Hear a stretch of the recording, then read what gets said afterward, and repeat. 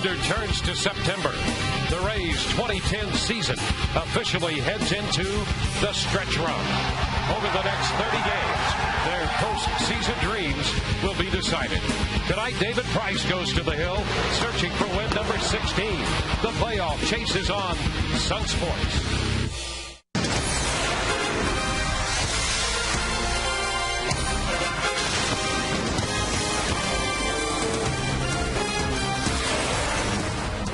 Tonight, the Rays' homestand continues. It will be the final game of the stand. The Rays have won 3 and dropped 2, and tonight wrap up the 3-game series as they play host to the Toronto Blue Jays. After 8 consecutive days tied for first with the New York Yankees, the Rays today find themselves 1 full game back of New York with a record of 81 and 51, 30 games over 500, and 30 games left to play. Hi again, everyone. Welcome to an evening of Rays baseball with Kevin Kennedy. I'm Dwayne Stats. Great to have you aboard. We'll be hearing from Todd Callis in just a few moments. Well, the Rays need a victory tonight, coming off the defeat last night at the hands of Toronto, and they turn to David Price, Kevin. He has emerged as the stopper in this rotation and has beaten this Toronto ball club 3 times, including a 4-hit shutout the first time he faced them in April. And that's largely because he's had great fastball command. I mean, he's at 95 to 97, but boy, he has painted both sides of the plate against the Blue Jays. This is a first ball, fastball hitting team. We know that, but he has just made some good pitches in his starts historically against the Toronto Blue Jays. Look at the numbers, 5-0 with a 209 earned run average, 245 opponent's batting average against. And after a tough outing yesterday where Jeff Neiman kind of blew up on him there in the 6th inning, this is the right guy to have back on the mound to try to get this series and finish the homestand on a winning note. And the Verizon pitching matchup, Sean Markham against David Price. 3rd time this year these 2 pitchers have matched up. The first 2, the Rays have won 7-3 and 10-1. Verizon on the airwaves. The signal is yours. Verizon rules the air.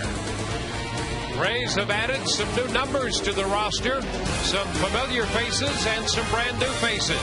We'll see some of those in the lineup and more about those from Todd Callis in a moment.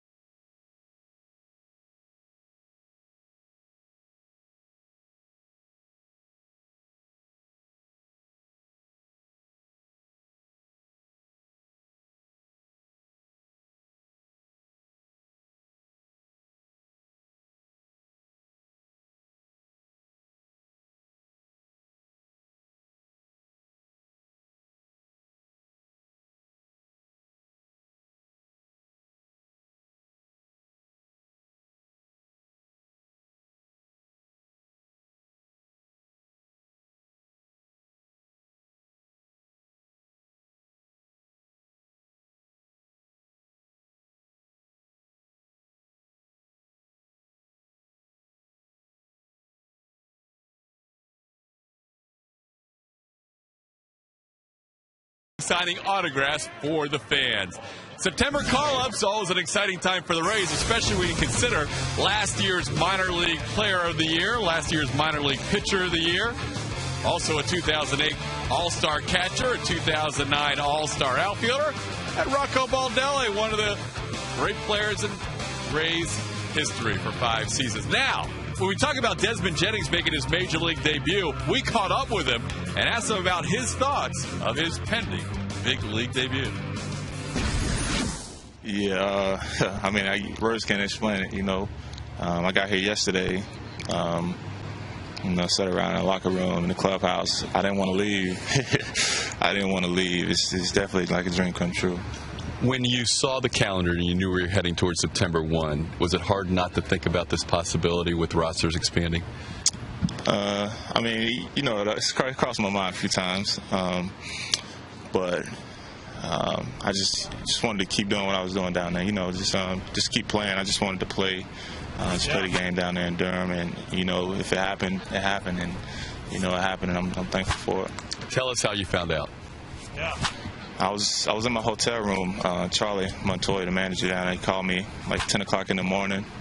He told me I was getting a day off down in Durham. I was like, why would you be calling me, telling me I'm getting a day off? And he told me that I was coming up. So I was happy. I've been smiling ever since. Then you see the lineup today, and you're in between B.J. Upton and Carl Crawford. What was that like when you saw that? Man, I was excited. I was hoping I was in there. I was going to get a chance to play today. So, I'm just excited about the opportunity. He did not stop smiling the whole time. We are 3.5 minutes away from baseball. It's the Rays and the Jays wrapping up a series and a homestand. Dwayne Stats and Kevin Kennedy with all the action of September baseball in high definition next on Sunsport.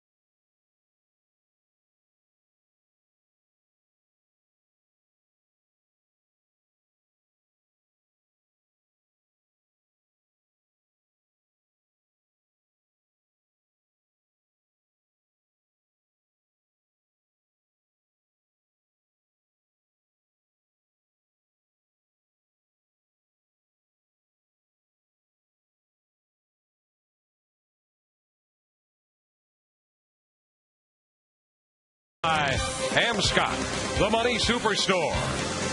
And by Checkers, Little Place, Big Taste. Welcome back to Tropicana Field. The Rays and the Blue Jays take care of their business here in this 3-game series. The Rays do have a series left with the Blue Jays this season. That will be on the tail end of the next road trip in Toronto. Cito Gaston's lineup tonight has Fred Lewis again leading off. He is in left field tonight. John McDonald's at third, and Jose Bautista will hit third and play right field. The cleanup man is Vernon Wells. Adam Lind at first hits fifth. John Buck does the catching. Aaron Hill at second. The DH just up from the minor leagues, J.P. Arancibia. He had that big debut against the Rays in Toronto. Mike McCoy is the shortstop. He'll hit ninth. And Toronto will face the left-hander David Price tonight. David comes in at a record of 15-6 in his 25 starts, 3.01 with the ERA, 164 2/3 innings pitched, and a .233 batting average against. The defense behind David this evening around the outfield. Carl Crawford in left, BJ Upton in center, and Desmond Jennings plays right field. Evan Longoria, Jason Bartlett, Sean Rodriguez, and Carlos Pena around infield, and Deanna Navarro behind the plate. And this review is brought to you by Sweet Bay. Live fresh for less. We're set to play ball. First pitch of this game. Fred Lewis hits it on the ground, and Rodriguez at second is right there. And just like that, we are underway right on time at 7:10. And don't forget, it's another Web Wednesday. So log on to foxsportsflorida.com. Click on the Raise link and submit your questions to Kevin, Todd, or me, and the three of us. If we don't know an answer, we'll make it up. You've got three brains to work on them, so fire those questions away, and we'll do our very best. I'll text somebody that does. Here's McDonald. Pitch is outside. 1 ball, no strikes. McDonald hitting .268. He's been on a little power trip lately. Ouch. What's wrong with that pitch? Close right there. 2-0. He homered last night in the 3rd inning. Take a look at the center field shot. That's a good pitch. And now ball 3 is down. 3-0. McDonald has hit 3 home runs in his last 6 starts, covering 9 games. And Price walks him on 4 pitches. So the Blue Jays have a base runner ahead of Jose Bautista, the Major League's home run leader.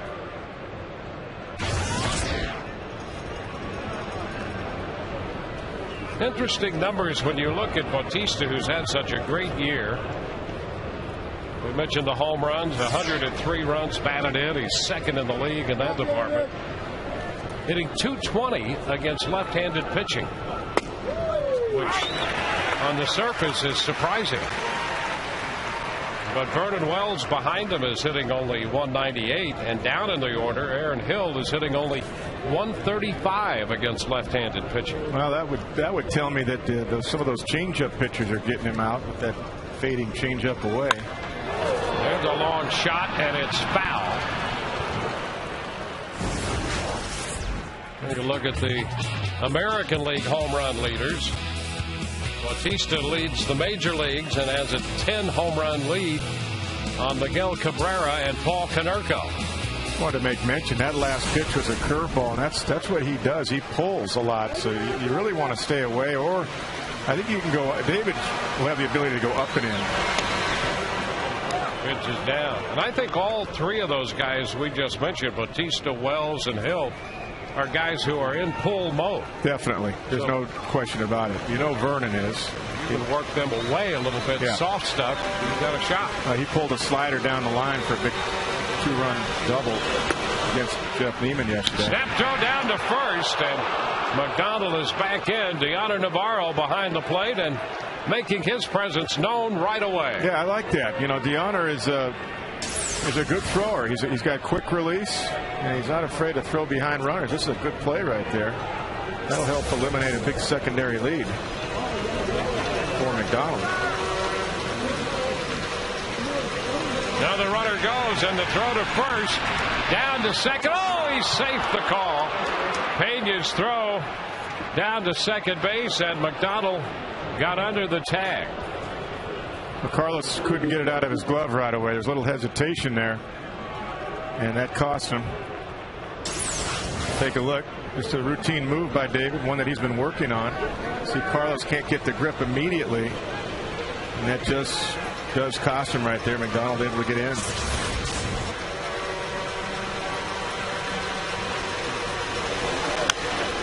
Pitch fouled back. Count still 2-2. So McDonald is in with his second stolen base of the year. After being caught off first, he got in there.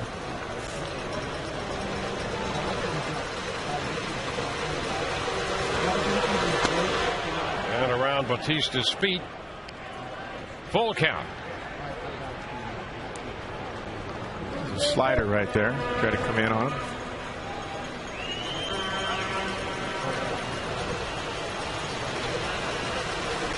Batista's hitting .286 straight up against Price with a home run.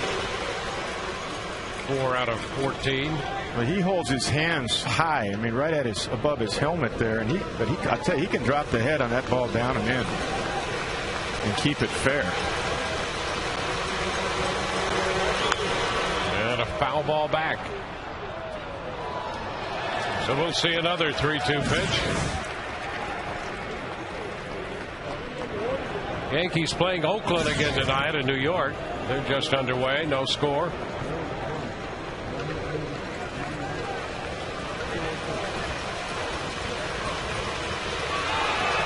And now McDonald takes off for third, and they're going to get him this time. Now the Blue Jays want a balk. Brian Butterfield has a conversation going with Jeff Nelson. But McDonald is caught trying to slip into third base. For a non-running club. Let's take a look at David first of all. Quick step off right there. And I think the discussion is, did he step off and hit the dirt, or did he just pick his left foot up? Let's take a look. Well, it's a quick step off from that vantage point. He did pick the left foot up. Well, there is ball 4 just outside. So Batista goes to first with 2 outs. All right. So a couple walks here in the inning.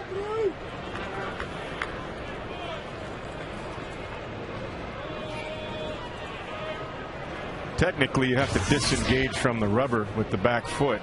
And I think that's what Brian Butterfield was arguing there. He did lift his back foot up first. He might have stepped right back on the rubber, though. Pitch down and away to Wells. 1-0. Well, Brian Butterfield is a pretty sharp third base coach. And so he would notice something like that immediately. And it was close enough that he thought it was worth an argument. Yeah, I thought David might have just picked it up but disengaged and did set it back on the back side of the rubber in the dirt area. I thought from the shots we had there, I thought he did that. I thought he was okay. There's Butterfield's viewpoint from the coaching box. Batista's back in. For a non-running team, they've been putting the pressure on the Rays here with the running game. They had 3 stolen bases last night. They were last in steals.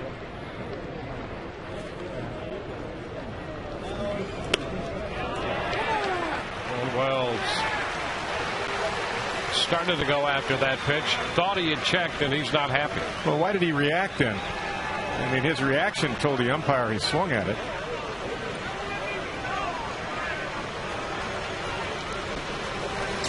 Here's the replay. Well, he reacted like he swung at it, so I think the umpire said, okay, I'll call it. That's upstairs, 2-2. Perhaps Vernon was just upset at himself for even going after it initially, but that reaction told me that he thought he swung at it.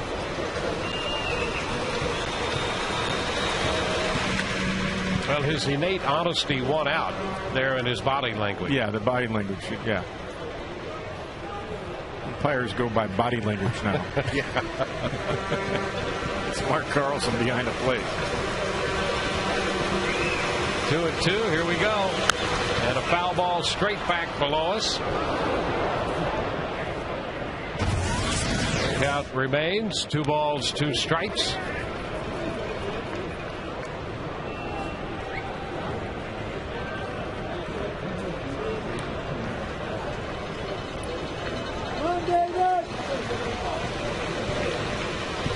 I keep thinking about McDonald. He's just a fire plug. You can't slow him down, can you? No. I mean, you just wind him up and he keeps going.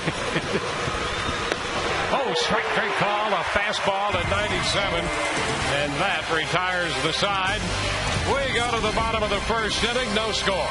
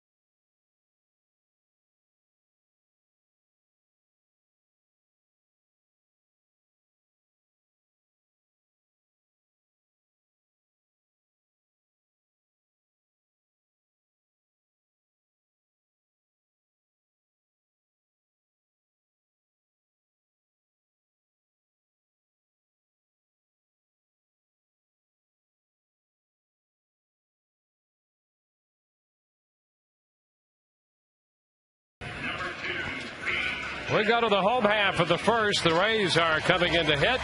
Here's a look at the Rays lineup. B.J. Upton will lead it off.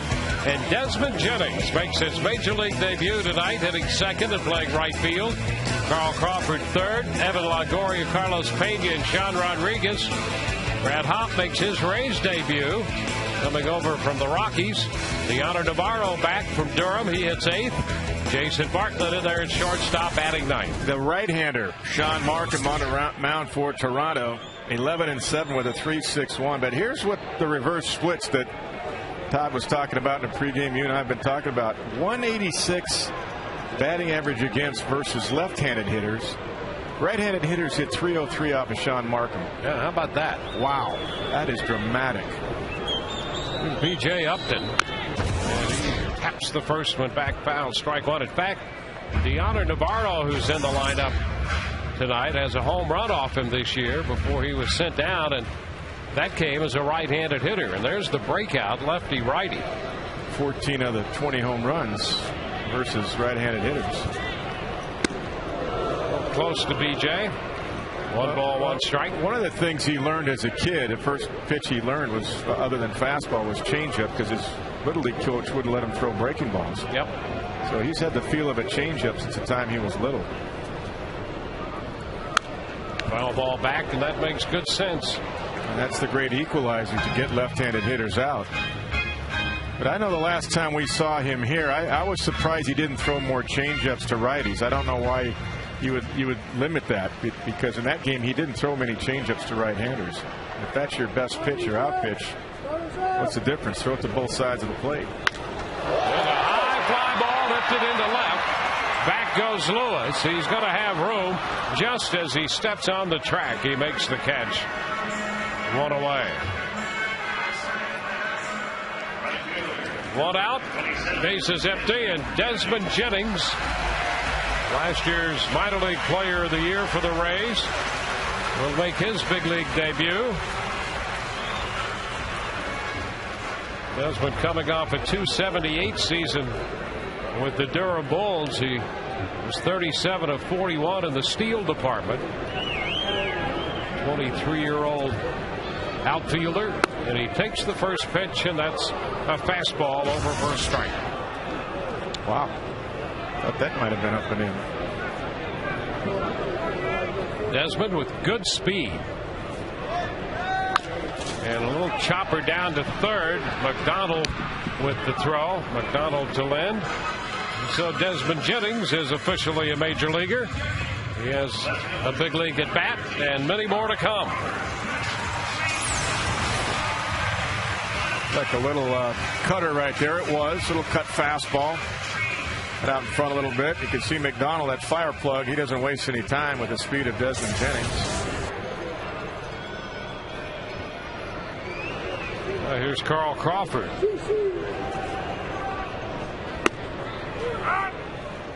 And the pitch is a strike. Carl hitting out of the third spot again. 294 overall. Boy, with Upton, Jennings, and Crawford at the top of the lineup. Well, how good is that? Great speed. 2 strikes to count. Carl. I'll tell you what that is for a catcher. It's a nightmare if those guys get on. When you've got that kind of speed back to back to back, especially with the way Joe Madden likes to run with his guys. Of course, they're on their own, but well, you're off to the races if those guys get on. And a little tap, that's going to roll foul. Kick more so that way by Buck. And so the count remains 2 strikes. Yeah, with those 3 guys, that's a lot of rattle factor. Oh, it is. When it comes to rattling pitchers and defenses. Smart play by Buck to kick it out of the way so it doesn't roll back in fair. Now, what happened to the lip? Now, yesterday, their bunt stayed fair. Now, what's going on? We got to tailor that. The 3 speedsters at the top, we got to tailor that in. Yeah, you have to get it just inside the line. That's right. And then that the chalk line keeps it fair. Yeah, apparently.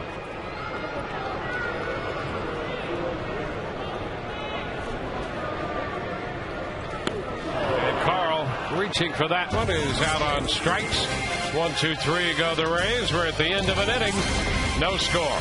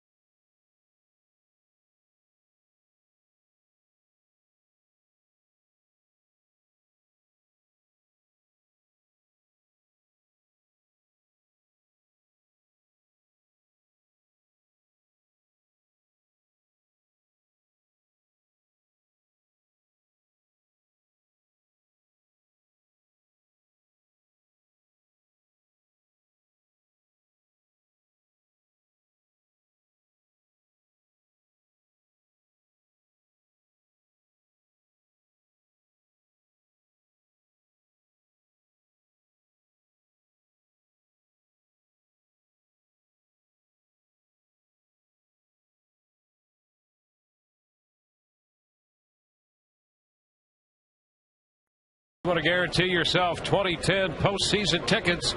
Then call 888-FAN-RAYS or visit RaysBaseball.com today to find out how. Adam Lynn to open the second. And a first pitch strike poured in there. Buck will be next, and then Hill. Did he go? Yes, he did. Another slider, a couple of those to start him. Yeah, that's smart by David right there. Back-to-back sliders. Lynn's another guy that just looks for that first fastball to turn on. And strike three call. Boy, you talk about two sliders, and then just to put that one right where it belongs. Strike three. I tell you, Mark Carlson behind the plate had a good look at it. And he waited, and he wanted to make sure, and he said, you know what, that's a strike. Knees, outside corner, that's a strike. That's just going to school right there. Great sequence for David. A couple strikeouts tonight for Price. Here's John Buck.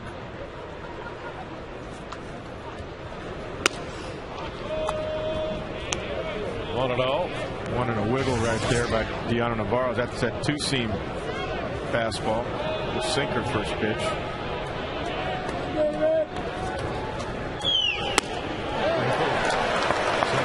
Good hard stuff right there, and a big cut and a miss. How about that? The two-seamer 85, and that four-seamer gets right up to 95 right under your hands.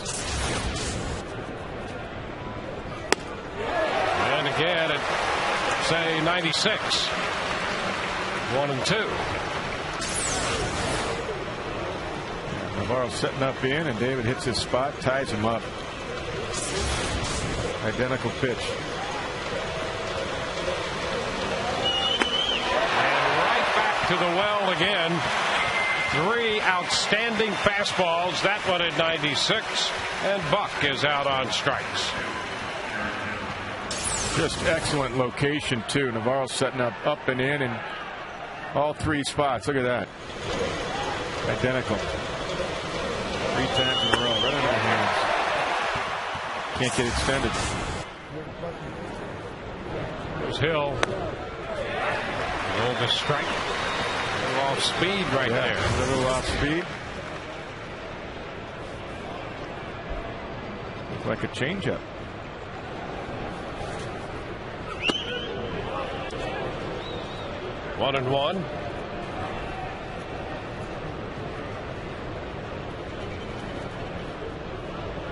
Hill at .213 for the year with 21 home runs.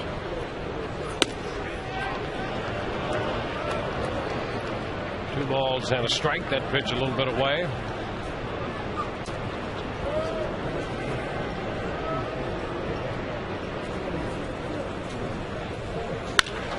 Down to third. Great stop by Longoria. He gets up and throws him out. What a play on a hot shot one-hopper. Longoria diving to his left to come up with that, and then he throws out Hill. A great play by the Gold Glove third baseman Evan Longoria. That retires the side.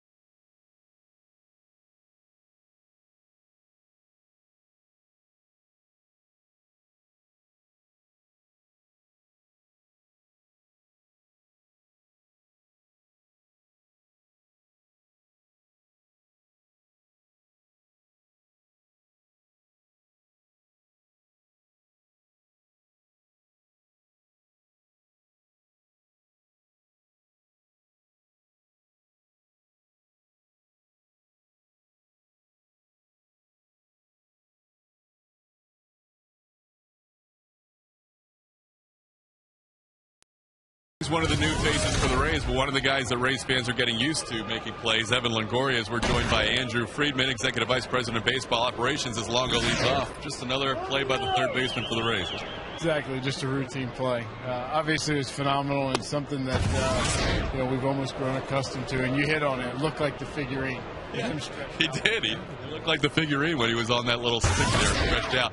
So, Andrew, we ended the pregame show and we ran out of time asking you, as Longo lines one caught by the shortstop McCoy for the first out. We asked you, as the season has played out, where has this season gone with what you anticipated going in? And you started to talk about the unorthodox offense. Well, it's something that, I think that we felt like we were going to be a really good team coming out of spring training. We've gotten there in a little bit different way than we anticipated. Our bullpen's been better than we thought in spring training. We were a little worried about it, especially when we knew at that point that JP was going to be out for an extended period of time. And we were a little concerned about that, but obviously it's been a real strength of ours.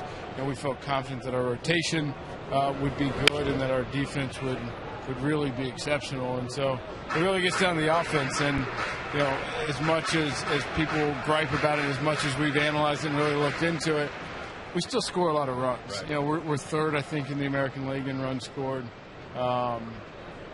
It's just unorthodox. It's something that when you look at our team batting average, it's not something that necessarily jumps off the page, but we do a phenomenal job of getting on base, coupled with our foot speed is effective. It leads to scoring runs. It's just not necessarily a conventional way to do it. You had more foot speed today with Desmond Jennings, one of the 5 new guys on this team. Talk about adding the type of player you were able to add this afternoon.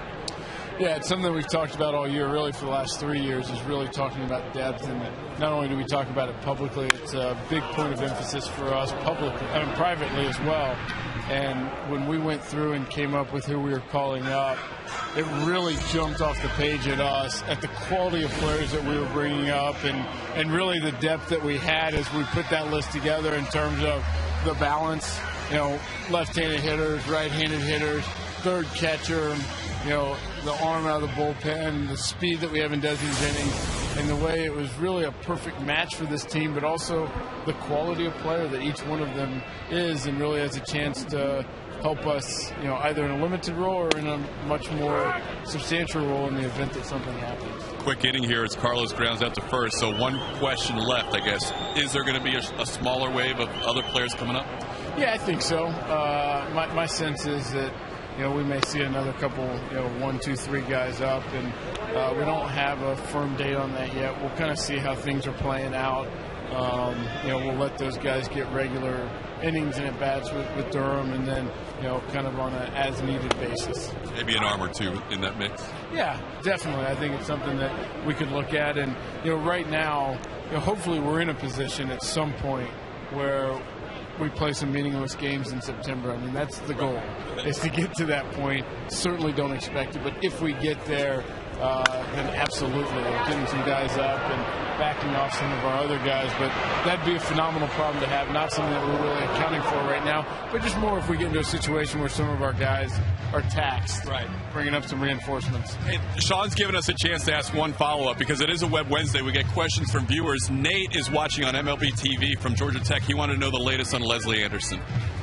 Leslie's doing well. He's acclimating to life in the United States very well. It's something we're continuing to monitor and put things in place for. His at-bats have been good, especially against right-handed pitching. Against left-hand pitching, they haven't been as good.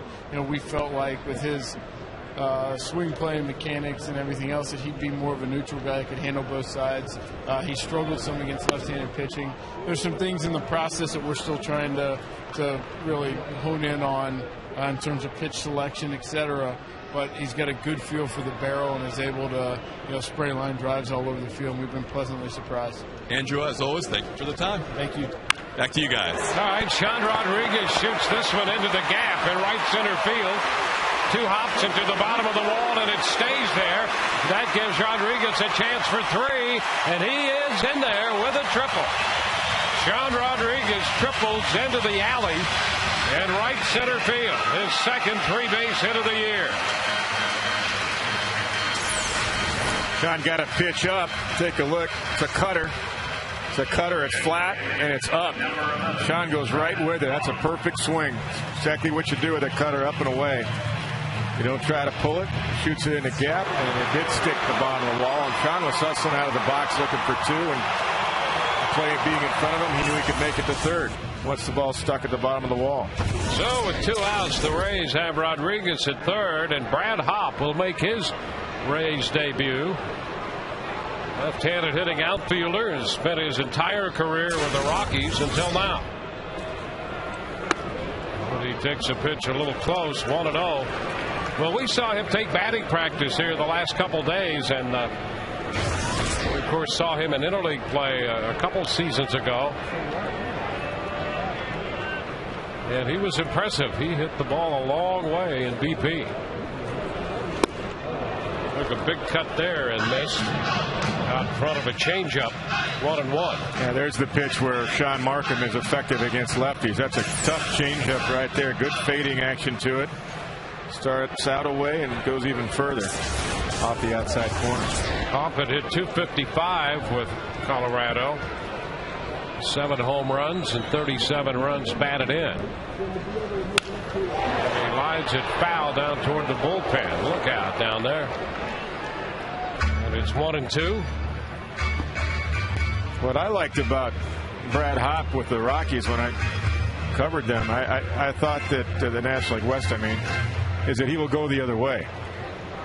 He's not necessarily a pull hitter. He's got good power to left center. And he's in all likelihood going to get a changeup right here. See if he can take it the other way if he gets that pitch. And a swing and a miss. He's out on strikes on the off-speed pitch. To retire the side, Rays lead a man through 2. No score.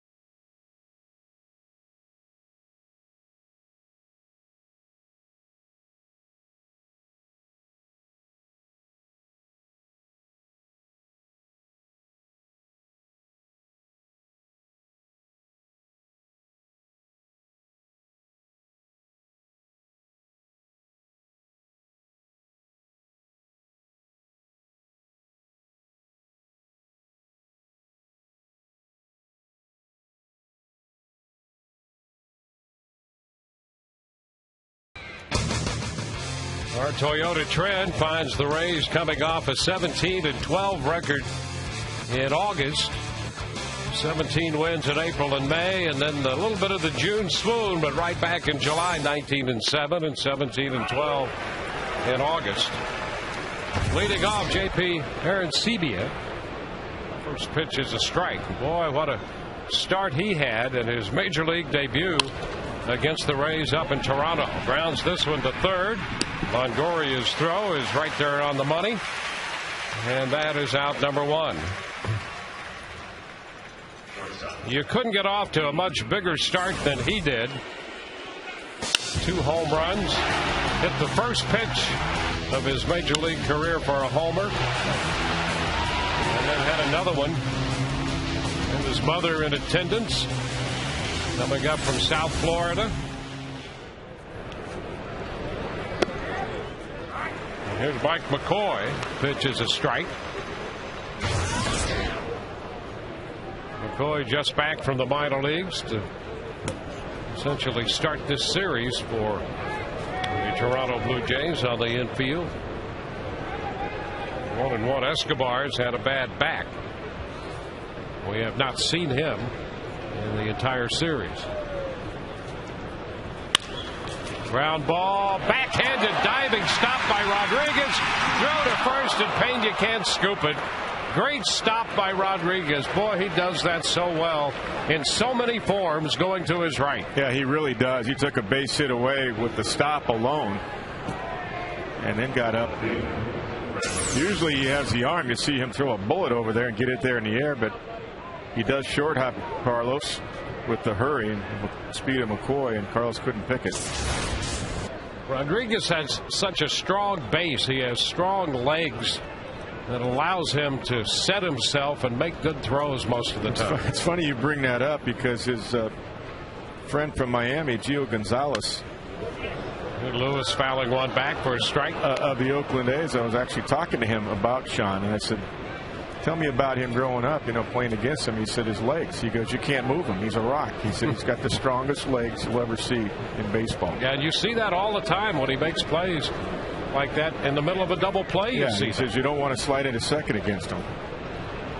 Yeah, nothing but praise for Sean.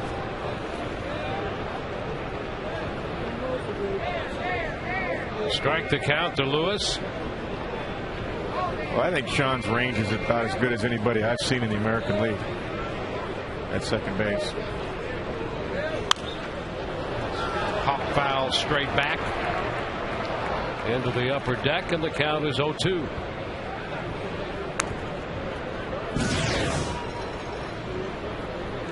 Couple of walks in the first inning, a caught stealing in that mix. 1-2-3 in the second. The infield hit, as it turns out, in the third inning, putting McCoy aboard. 0-2 the count on Lewis. And a check swing roller. Longoria looks to second, goes to first, and still got it. Evan thought for a moment he might have a play at second, checked it out, and still gets Lewis at first. Yeah, that was amazing right there. That's a tough play. Evan has got his momentum going towards second. He makes that play usually, but McCoy got down there very, very quickly. McCoy with a big lead and a good secondary lead. And he ends up making a play even with the look at second base to get the speedy Lewis. So McCoy moves into scoring position with 2 gone. Here's John McDonald. Takes a fastball inside off the plate. McDonald walked in the first inning.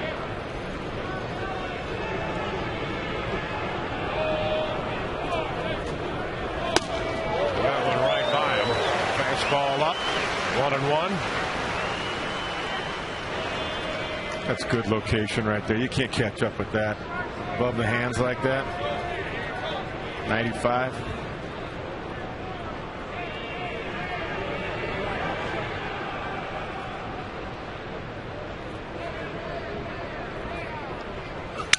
And a broken bat popper. Bartlett's after it from shortstop. That will retire the side.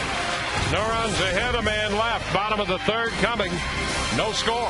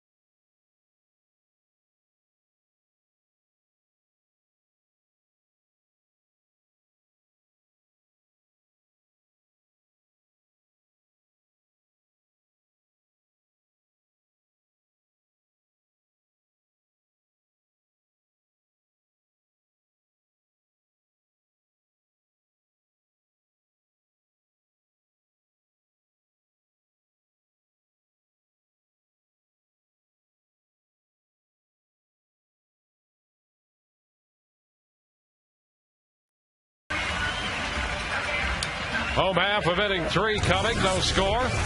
In the game tonight and all season long, Tires Plus donates $100 to the Pediatric Cancer Foundation for every Rays home run televised on Sun Sports and Fox Sports Florida. Well, Deoner Navarro is back after a stint with the Durham Bulls, and Navi's in there, starting against the right-hander Sean Markham and hitting right-handed against him. Fouls the first pitch, strike 1. And the Navi's had success this way before. Back on the 9th of June, he connected on a fastball, 1-1 pitch, and he hit it out to left.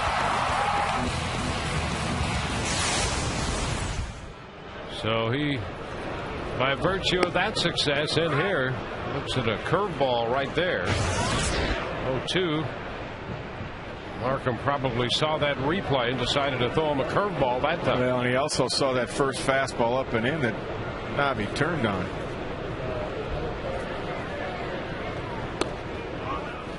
And Navi takes a look at this pitch as it broke outside. 1 ball, 2 strikes. Navarro hit .284 at Durham. He's hitting .210 with the Rays when he was optioned.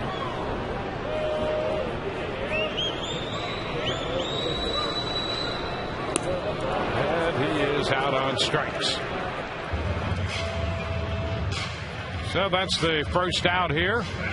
In the third, let's check in with Todd. Dwayne, Kevin, I'm sorry I gave that first question on Ask the Announcer website Wednesday to Andrew, but we have plenty for you. I have a whole page full. Terry wants to know about what you think Rocco's contribution will be this month, and Austin wants to know how much playing time you see for Desmond Jennings. Text your questions to foxsportsflorida.com and click on the Rays link. Back to you guys. All righty, thank you. First pitch to Bartlett, and that pitch is up there a little bit upstairs. 1 ball, no strikes. Well, Rocco, that's a great topic. And a line drive over the head of Lynn into right field. Jason will make the turn. Bautista comes to get the ball, and the Rays have their second hit. Well, as you know, Rocco started the year. He was doing some coaching and also working himself, rehabbing essentially and taking some BP. I think it's going to be really interesting to see him in the lineup as maybe that right-handed bat the Rays have been looking to get some help from. That's how I see it. I mean, Rocco's a .281 hitter with the Rays, and you see his numbers in 23 games this year in the minor leagues. But he's a good right-handed bat, a good veteran presence with some power. I think he's going to see some time, DHing on the right side, depending on how much you use Jennings against left-handed pitching. But that's a nice veteran presence to have. So I think he's going to see meaningful at bats against left-handed pitching. DJ fouls that pitch. That's a strike. And we all know the way that Joe Madden likes to play the matchup game. So I think there will be opportunities for some of these players to contribute. And Madden is very good about finding the right matchup and matching the strength of one of his players in a situation, giving him an opportunity to succeed. So I think we'll see that. And I wouldn't be surprised if Rocco contributed a couple of big hits for the Rays here the final month of the season. Most definitely. There's very good depth. And, even tonight, one of the reasons Jennings starting, Desmond Jennings, I think, is because of the changeup of Markham and the splits. Yep. Right-handed batters are hitting over 300 against Markham, and why not? That's Joe's way. Get him right in the lineup. Let's check him out, see what he can do right away. Yeah, and here's the other thing I think that Jennings can give this club. By the nature, and we've seen the Rays all year long, they've had very good pitching and great defense behind it. And the offense has been cyclical. But the Rays play a lot of close games. And to have a guy like Jennings in a close game late where you can pinch run. Absolutely. I mean, he was 37 out of 41 stealing in the minor leagues this year. And Upton is called out on strikes. Second strikeout of the inning and the fourth of the game. I think the ability for Jennings to come off the bench and pinch run could be very big as well. Yeah, Fox Tracks didn't like it. A little bit in. It's a little bit too close to take, though. Most umpires are going to call that one. Here is Desmond Jennings with Bartlett at first. 2 outs. Jennings went out third to first. His first time up.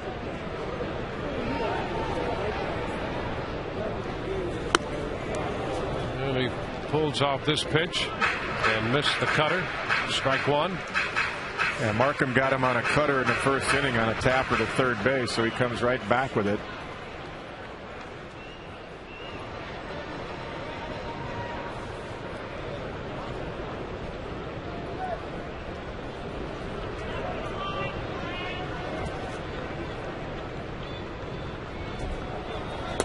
And he tracks this one low. 1 ball, 1 strike. Markham's pretty quick to the plate, too. He's tough to run on. Jennings' lifetime numbers in the minor leagues, a .299 career hitter coming up through the Rays system.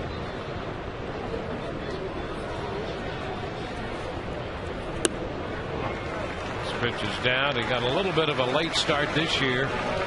He had that left wrist sprain that he suffered during a big league camp this spring, and it took him a while to get the full strength. He was playing, but not 100% strength, and only the last 6 to 8 weeks the Rays feel did he get back to full strength with his wrist.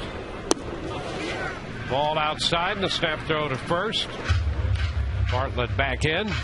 I'll tell you, those are 3 pretty good takes. After chasing the first cutter, he got a couple of more, and then that last pitch looked like a fastball just way off the outside corner. So he's got the count where he wants it right now.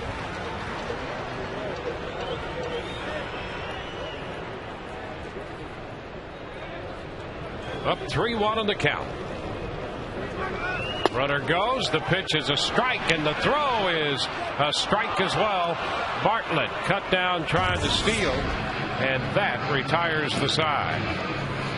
Hill took the throw. We're at the end of 3. No score.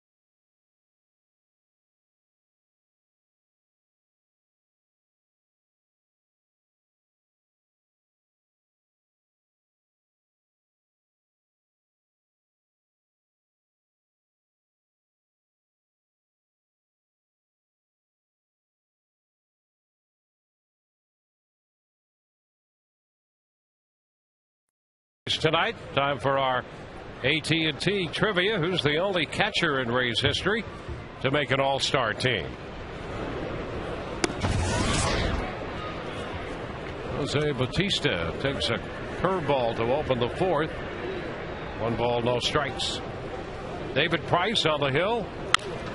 Line drive and a grab by Bartlett. Extending deep in the hole.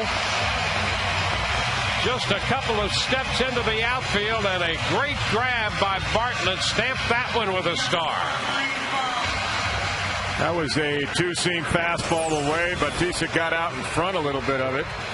Off the end of the bat, had some hook to it. And Bartlett was shading that way, and he got a good read on it and laid out for it. What a great play. Well, that's two outstanding, actually maybe three. You could give Longoria a couple of outstanding plays tonight, and now another one by Bartlett. Yeah, and almost four with Sean Rodriguez's stab there last inning. Wells takes the pitch inside. It's 1-1. Well, on par, it's about 3 to 5. Great defensive plays tonight by the Rays defensive outfit. Cut on a fastball. You know, the Rays have moved up a notch, and if you go by just fielding percentage, they're now third in the American League at .986. And that's impressive given the range in both the outfield and the infield. Ground ball shortstop. Bartlett sets himself and throws a strike. Wells is out number 2. 2 up, 2 down. For the news that touches your life, turn to the St. Petersburg Times, winner of 2 2009 Pulitzer Prizes for excellence in journalism. Subscribe to the Times, the official newspaper of the Rays, by calling 877 The Times or visiting TampaBay.com. Some sharp baseball tonight here at Tropicana Field. The Rays and the Blue Jays. Here's Adam Lind, and he's out in front. Strike one. David's pitching smart tonight. That's another slider to Lind. He saw 2 sliders. First 2 pitches his last at bat, then struck out looking on a fastball. And he takes a fastball down here. With this being such an aggressive team on fastballs, even as good as David's fastball is, he's making it better by throwing some secondary pitches tonight early.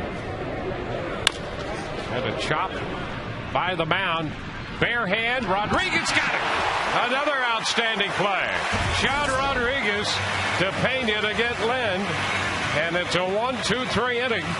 2 more great defensive plays on display by the Rays here in the 4th inning. Bottom of the inning coming. No score.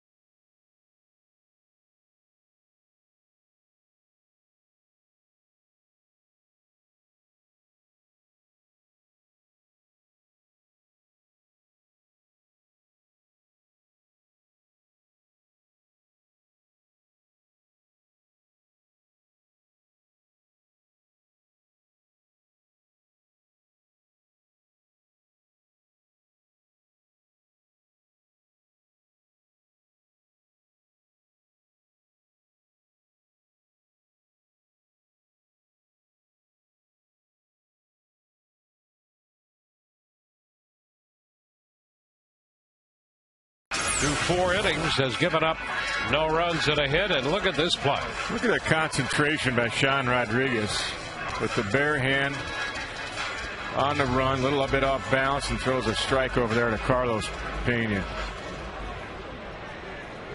Jason Bartlett, great timing on that jump, that leap, laid out for it. Well, I think that's 4 now. Great defensive plays for outs. That's right. And Desmond Jennings leads off the inning and takes a pitch high.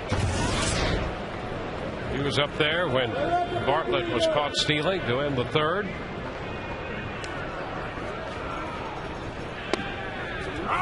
There's a strike from Sean Markham.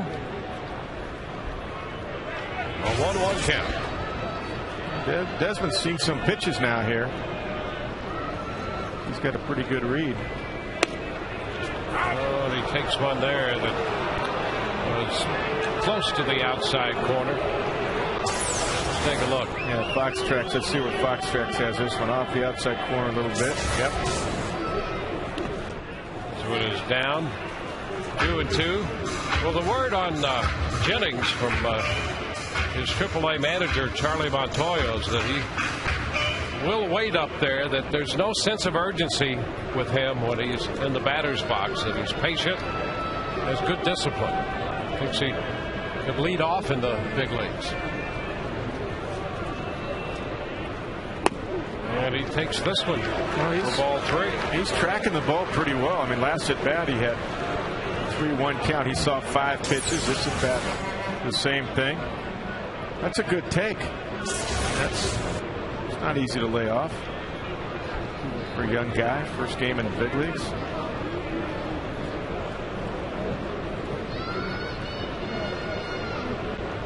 A full count. And he's out on strikes. Little cutter. That's been a good pitch for Markham tonight so far. Yeah, that was a strike. No question about that. He got a fastball in, put him up a little bit. One on the corner there. Got a call there. 2 strikes. Breaking ball down. Another breaking ball down. And a cutter. Here's Carl Crawford going for the first pitch and lofting a pop fly short center. McCoy backing out from shortstop has it. 2 up and 2 down with Longoria headed to the plate. And we'll look for the answer for our AT&T trivia question. The only catcher to make a Major League All-Star team in Rays history, and that would be the guy in the lineup tonight, Deoner Navarro, back from Durham, an All-Star in 2008.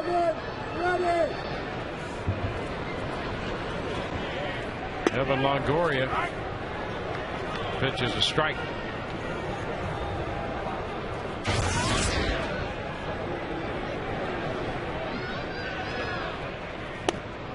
Wave and a miss, 0-2.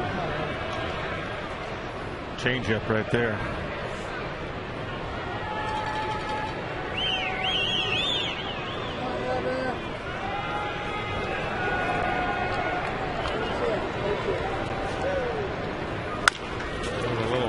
Chopper to short.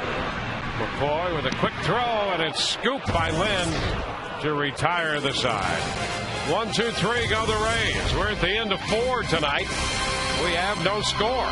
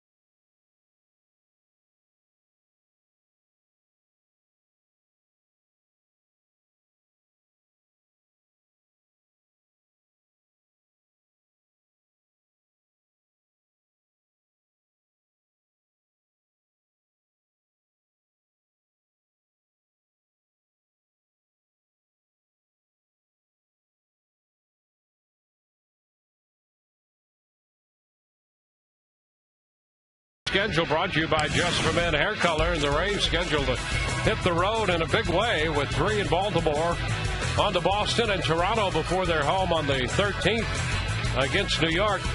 Matt Garza will open that series in Baltimore, Shields and Davis to follow.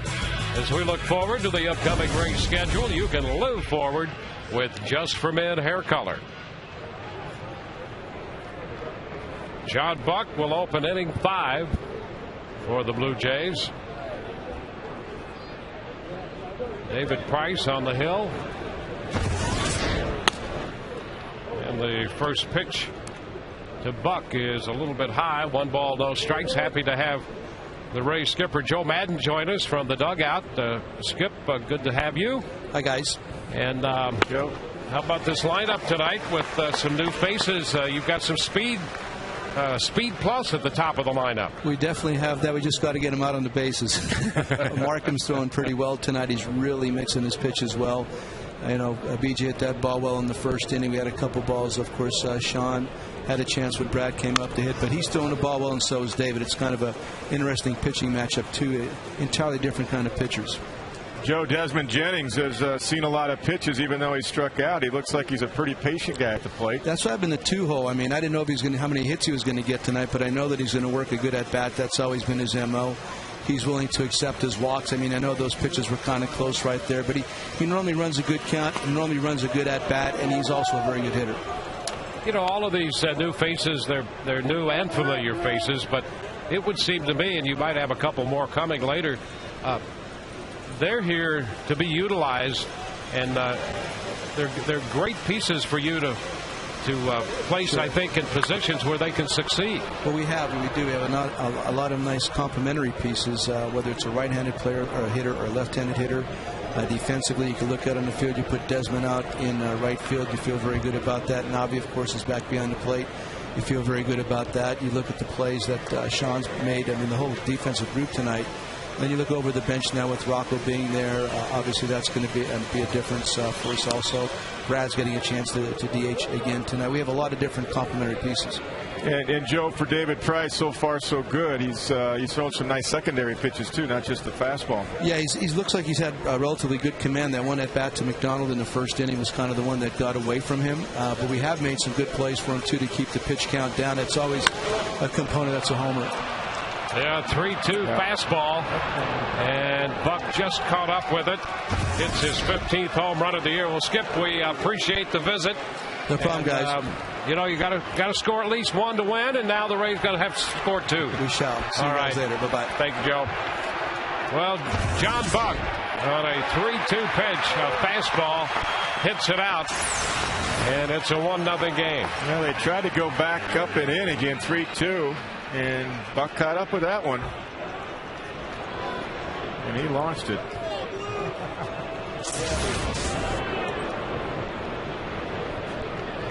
The difference 3-2 versus going up and in 0-2 is there's no margin for error. 3-2, you got to throw a strike. 0-2, you can go up above his hands out of the zone, which is what he did in the second inning. Struck him out. Well, John Buck has had really a new lease on life as an offensive player here in Toronto, because they don't care how many times he strikes out or how few times he walks. You just go up there and be aggressive, and as a result, he's hit 15 home runs. He's had an all-star year. He made the all-star team. He throws well. You saw that throw he got Jason on. Hill pops it up off a change, and Bartlett takes care of it. And Hill was thinking long ball there. That's the mindset of most of these hitters. Yeah, and that's why you've got to throw the secondary pitches, the slider, and he's mixing in some off-speed pitches, the changeup you talked about right there. He's got to continue to do that. He's still throwing the ball very well, though. The pitch to Buck was just had a lot of the plate, and it was a 3-2 count. Aaron Sebia takes a strike. Starts him with a little ripple in that one, a breaking ball. Yeah, I still think he's pitching smart. He's using a lot of his secondary pitches. A big cut to miss again on the curve. You use the line that I always use too. Hey, you got to score 1 to win anyway. That's right. Yeah, exactly.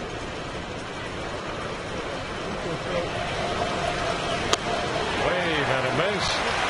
So Price takes care of the designated hitter on 3 pitches. Aaron Sebia, strikeout number 4 for David. But the 2 curveballs made this fastball so effective. It's off the outside corner, 96 and down. Good pitch. Good 2-strike pitch.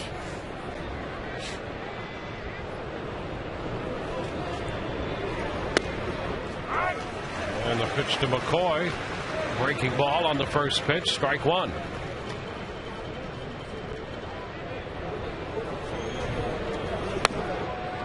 Low, short on the bat, bringing Longoria in from third base.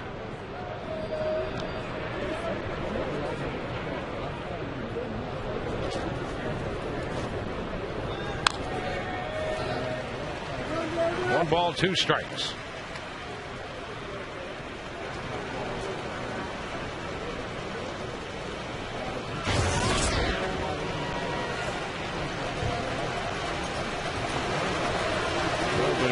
Blue Jays have the first run of the game on the Buck home run. Down to first to Pena. He'll make that play unassisted.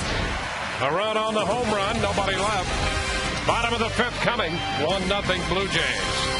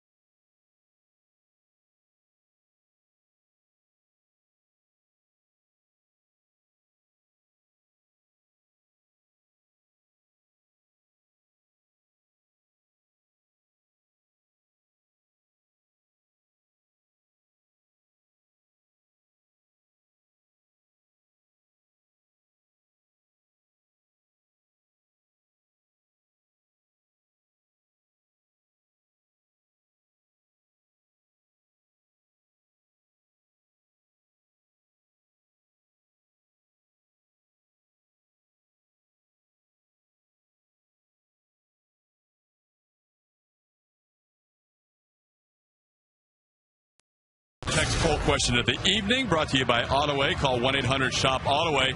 Of the 5 call-ups, who do you think could have the biggest impact? TB1 Desmond Jennings, TB2 Rocco Baldelli, TB3 Brad Hopp, TB4 Deanna Navarro, TB5 Jeremy Hellickson. Text your vote to 789-789. And guys, that leads us into our next question on Ask the Announcers. A lot of people want to know who is eligible for the postseason roster. Any of the new guys? Back to you. Well, here's the breakout on whether a player is eligible or not, Kevin. And you've been through a situation where you're trying to get guys eligible for the postseason. Yeah, the 20 player must be either on the 25-man active roster, the disabled list, the bereavement list, the suspended list, as of August 31st at midnight. And if a player is injured, he can be replaced by somebody on your roster. Now, you know, guys in the minor leagues, I think of, first guy I think of in this situation is like a Frankie Rodriguez when he was with the Angels. He came up in September. He was down in the minor leagues, and he was added. He was so good in September that the Angels added him to their postseason roster. They weren't even anticipating him being on that roster. There's a strike, so there's some wiggle room, and especially if you have a player on the disabled list, as the Rays do. They moved J.P. Howell to the 60-day DL. 1-1 the count here to Pena. It's inside, 2-1. And so if there's an injured player you could move him in.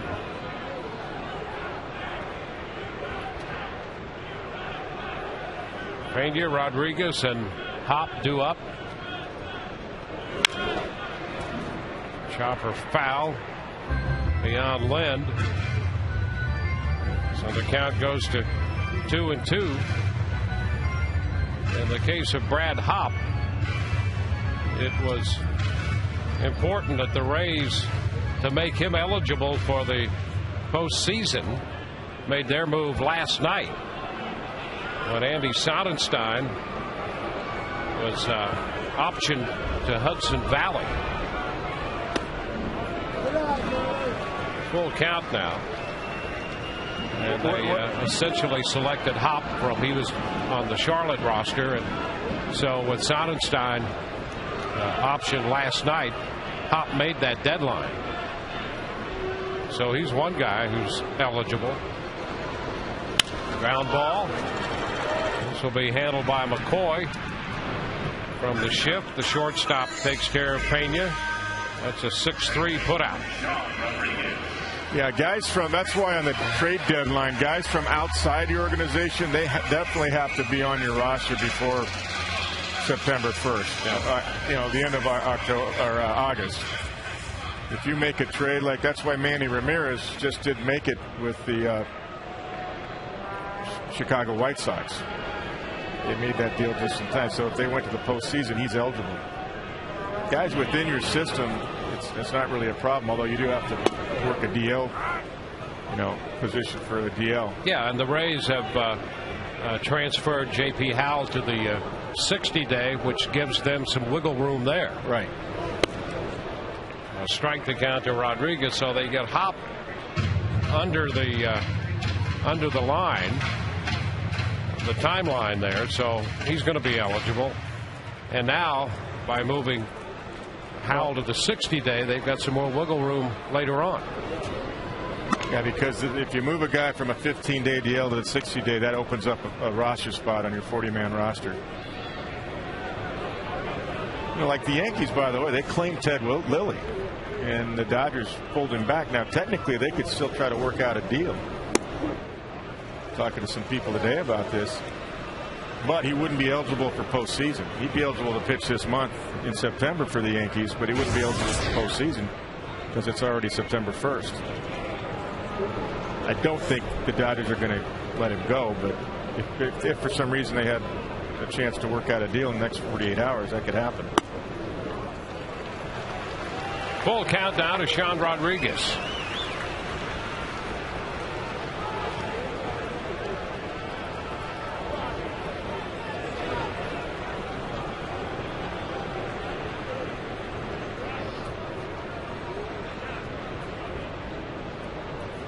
Rodriguez tripled into right center field in the second inning. One of two hits allowed by Markham. And there she goes. High and deep and gone to left. Markham hung a curveball, and Rodriguez jumped all over it. This game is tied.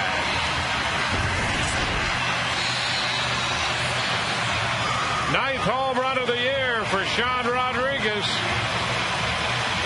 A triple and a homer tonight for the Rays second baseman. Tell you what, he was quiet at the plate. Look at this thing. It's a hanger, and he is all over. And there's those powerful legs right there. He gets through the ball, and it creates great bat speed. And you knew it immediately when he made contact that was gone. Rodriguez is now 6 of 10 lifetime against Markham. That's his first home run off him as he hit that curveball into the seats and left. He starts Hop with a changeup and a strike. And a foul ball back, 0-2. Hop got behind 1 and 2 in the second and struck out. Here's the home run. That would be a hanging curve right there. Boy, he got great extension. Look at that follow through. Oh, that's a beautiful shot. It is. That Foxball.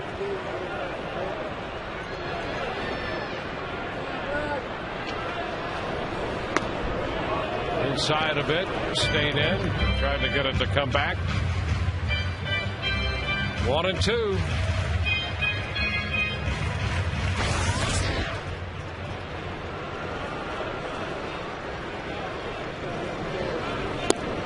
And Hop is out on strikes. Changeup gets him for the second straight time. 2 outs in the inning.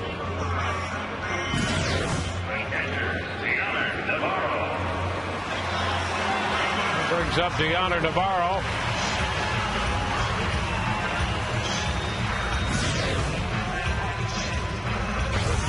He's got a nasty changeup. I don't understand why he doesn't use it more against righties. He's thrown a couple to righties, but not many. Likes to throw the cutters to righties. And Navarro takes a first pitch strike. Deoner struck out swinging in the third.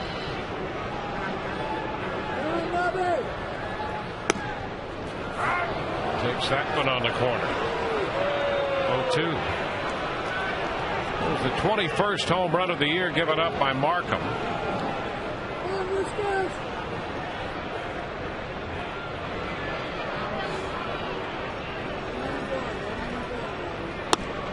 Rays have been in the middle of the pack in home runs this year. It's 125 for the Rays total. They're 7th in the league in home runs.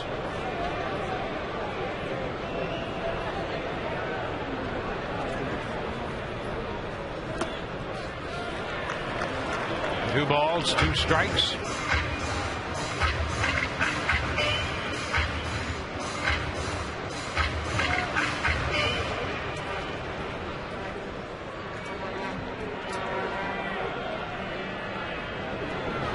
Rays and the Blue Jays 7-7 in their season series. They'll have 3 games left to play in Toronto. Deoner fouls it away to keep the at-bat alive. Rays have 7 left with the Yankees, 6 with Baltimore. Counting this one, 4 with the Blue Jays. 3 with Boston. And outside the division, 4 with Kansas City, 3 with the Angels, and 3 with Seattle.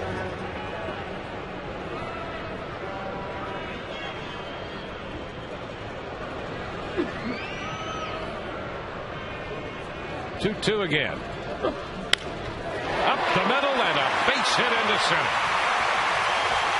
So Navarro has a 2-out base hit.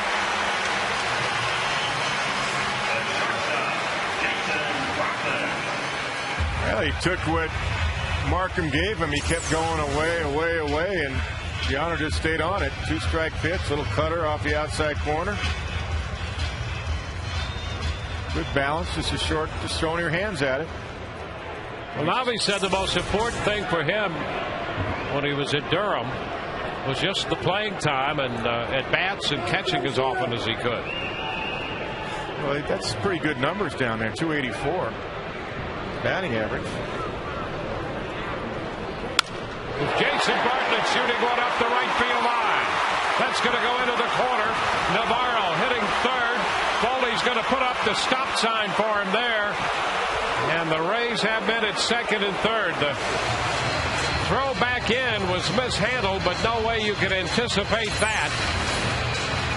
No, I think Tom Foley did the right thing. This ball's up and away, and Jason, that's his second hit going to right field. Bautista closed fast. Deoner's hustling. He's thinking of trying to score. But Tom Foley gets down the line here at third base and puts up the stop sign. And had Hill caught that ball, he would have thrown Navi out at home, no question. So you're right. You have to put the stop sign up there. Right here. I mean, he throws a strike to Hill, and Hill just drops it on the transfer. And at that point, Navi was about 10 feet past third base, so Hill had plenty of time if he made a good throw to get Navi out. So I think Tom Foley did the right thing. Put up the stop sign. So Bartlett with a double, his 22nd of the year, sets up A second and third 2-out situation for B.J. Upton.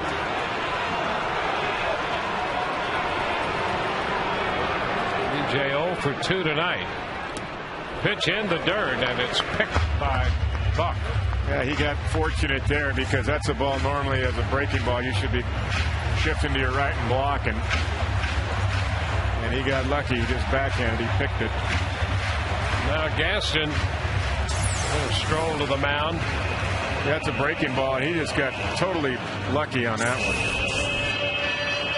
Picked it like an infielder.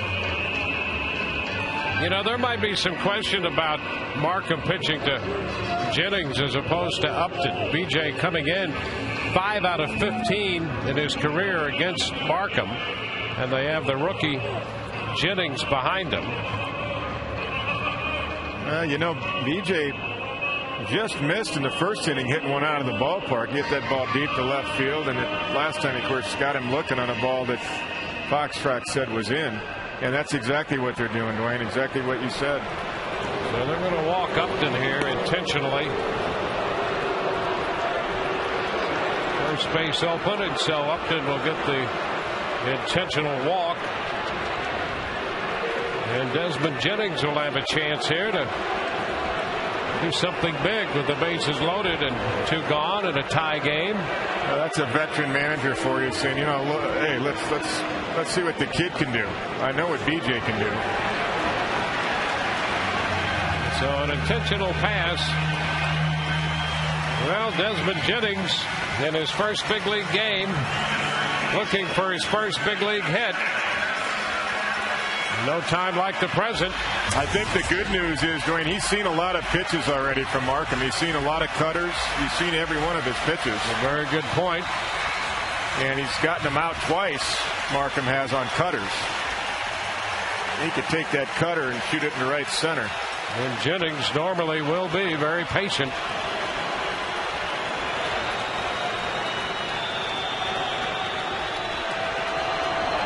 And the pitch is a little bit wide.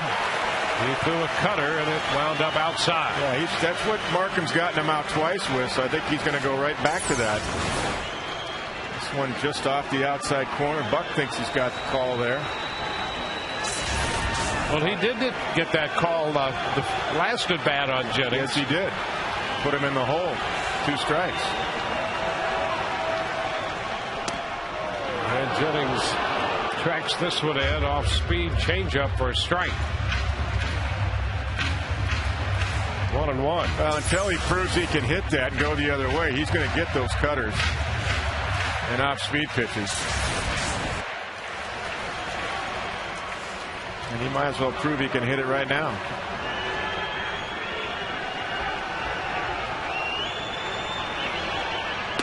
And it's outside. Cutter again. Same as the first pitch. 2-1. It's a very patient take right there. That's close, but it's definitely outside. Almost identical as the first pitch. Rodriguez hit the home run to tie with 2 outs. Navarro single. Bartlett doubled. They've walked Upton. 2-1 to Jennings. And that's down. 3 balls and a strike. And boy, he's had a good look at a couple of these pitches to get ahead 3-1. That's like a 2-seamer right there down. I got to believe he'll go right back to the pitch that he got him out twice with so far, the cutter. Jennings gets one up. He can shoot that thing to right field, right center. 3-1. Here we go. And a foul ball straight back, and that's off the facing of the upper deck. Full count now. Yeah, that's a cutter there that didn't do a whole lot. Stayed middle in. Bucks have a little talk on that one.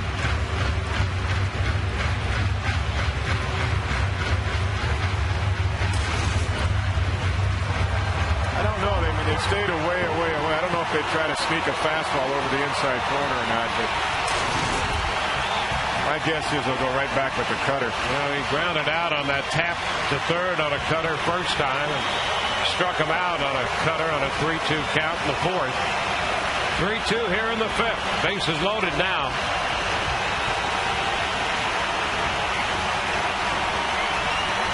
Here it is. And a little tap toward the mound, flip to the plate, and they get the force. Markham to Buck. And they forced Navarro, who came streaking down the line from third, forced at the plate.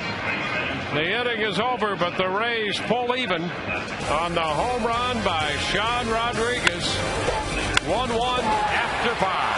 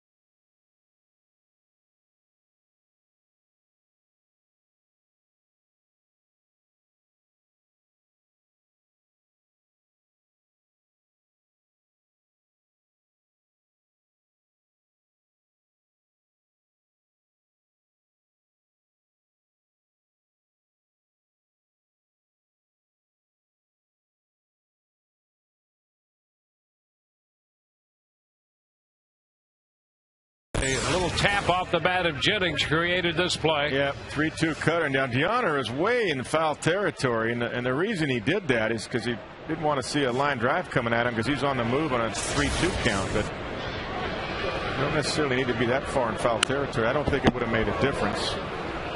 But it is a straighter line toward home plate the closer you are to the foul line. Jennings fouls the first pitch, and the sixth inning is underway.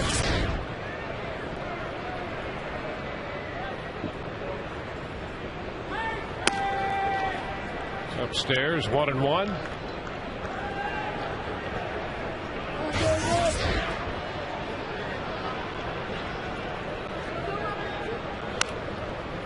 A ball, 2 strikes.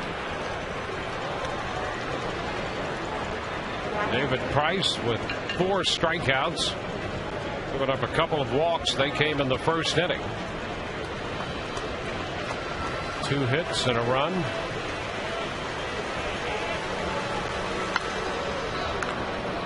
Count holds at 1 ball, 2 strikes.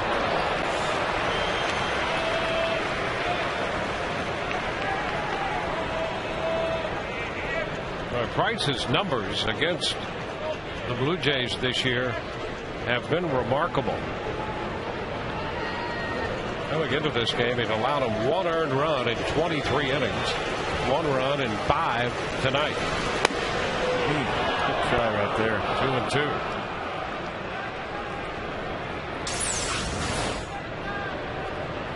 Staying away from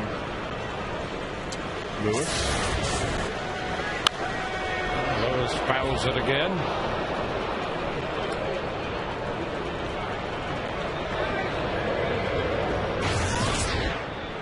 It's coming in. 0.39 reflects the 1 earned run in 23 innings. And a 3-0 record against him, 5-0 lifetime. Count holding at 2-2 on Fred Lewis. He's still thrown so many down and away. I think he can go up the ladder and in on him now, punch him out. A nice 95 to 97 fastball under his hands. Strike 3. And he fouls it again. Those are good pitches, and he's diving. He's just in protection mode, but I think if you get a fastball right under his hands, he'll get a swing and a miss. Yeah, he will have thrown at least as many pitches to Lewis as he threw in the entire 4th inning. Lewis leading off the 6th. And he got it. Strikes him out. Finally got it in. Yeah, he had a lot of pitches away, and you could just tell Lewis was just diving and protecting. So he did indeed go in, and see Navarro sitting up inside. David gets a 94, 95 fastball off the inside corner.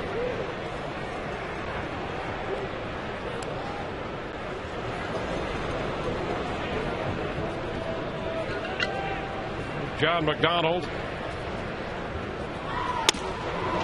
And the first pitch is a strike. McDonald walked in the 1st inning. 0-2. Popped to the shortstop the last time. He was caught off first in the 1st and then managed to still steal second base and then was caught trying to steal 3rd.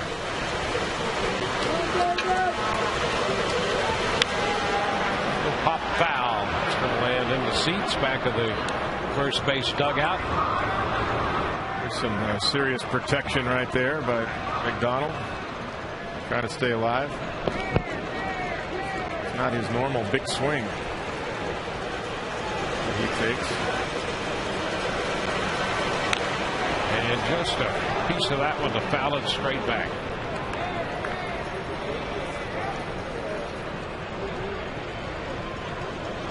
Rays scheduled for the off day tomorrow, a travel day. Scheduled to go into Baltimore.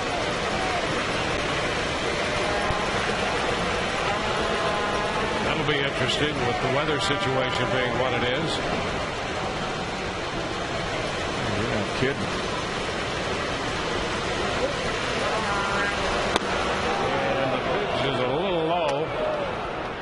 Dropped a curveball over, but low, and it's 1-2. That was a good 2-strike pitch, too. That was a good curveball down. The Orioles have a 5-2 lead tonight after 4 over the Red Sox. Ground ball down to 3rd. Longoria with the pickup and a scoop at first by Pena. He's so good at that. 2 outs in the 6th inning. Here's just a reminder to look for the Miller Lite. Tastes great this moment. That comes up later in the game tonight.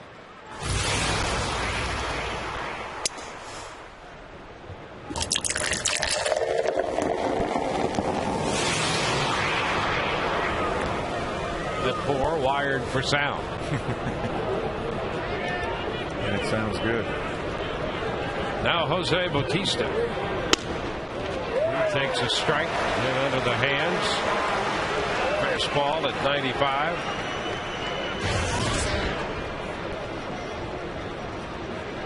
Bautista hit the ball hard on a line in the 4th inning, and Bartley caught it. This one shot to right field, and that's going to be over the head of Jennings. He'll play the carom. The throw headed towards second, and so is Bautista with a double. An 0-1 pitch and an opposite field double. Wow, does he swing hard in case he hits it? I tell you, he's just hacking. Ball just jumped over Jennings' head. He lets it fly.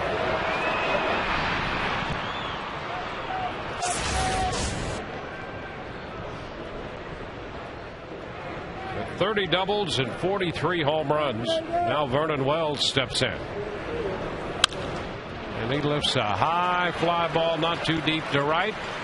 Jennings looking into the roof, but he makes the catch to retire the side. Double and a man left. This game is tied 1-1.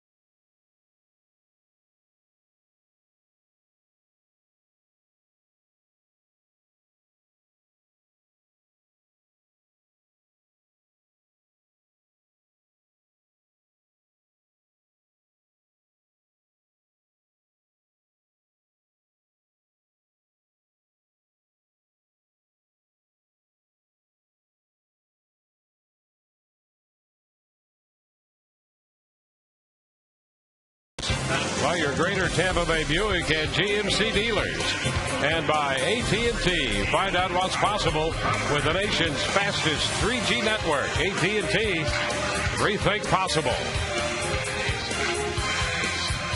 We're at Tropicana Field, headed into the bottom of the 6th inning with Kevin Kennedy and Todd Callis. Dwayne Stats with you. Great to have you looking in again tonight. Rays tied the game on the home run by Sean Rodriguez in the bottom of the 5th. Carl Crawford will open the home half of inning 6. Crawford, Longoria, and then Pena. Sean Markham's pitch is wide. 1 ball, no strikes.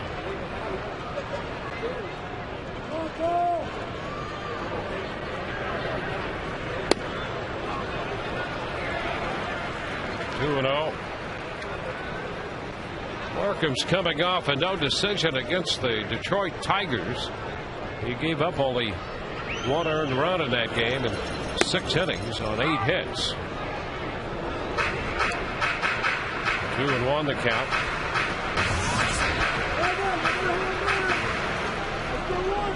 Lost the start before that, shut out by the Red Sox 5-0. His last win was a 3-1 victory over Oakland on August the 16th. 3 balls and a strike to Crawford. He's coming off a 33-pitch inning in the 5th. Yeah, he had to work awfully hard that inning to get that final out. John Buck is out there trying to show some leadership skills, calm him down a little bit. That last pitch, he just completely got rotational with his delivery, and he saw the ball go way up and away to Carl Crawford.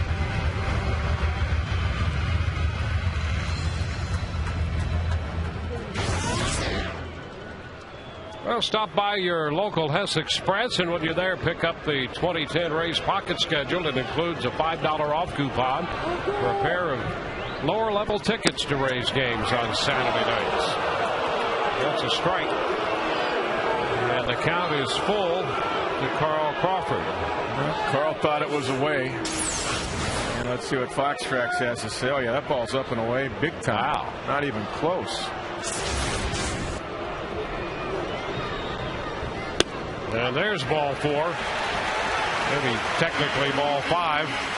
So Crawford draws the walk, and we'll check in with Todd Callis. Hi, Dwayne. We have another question from our viewers. Alan and Will want to know if you guys have any concern after Jeff Neiman's last 2 starts. And Ian wants to know if you thought Neiman should have been pulled earlier from last night's game. Go to FoxSportsFlorida.com and email your questions after clicking the Rays link, guys. Hey, you know, even though the line doesn't look too good because of that 1 bad inning, I was encouraged by that outing. I thought for 5 innings he had great command, and that's what was missing in the first outing off the disabled list.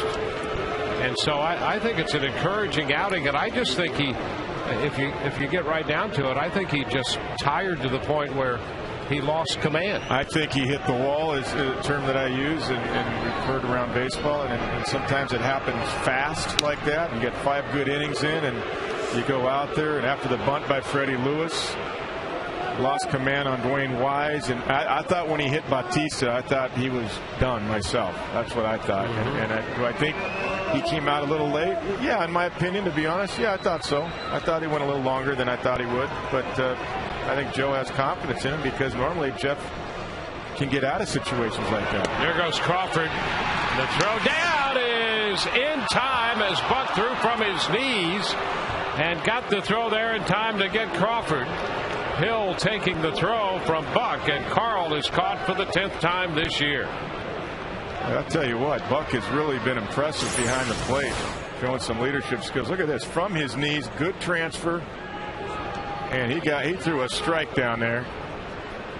And Carl was indeed out. A tough man to run on because he is quick to the plate. Now this is an injury trip right here to Markham.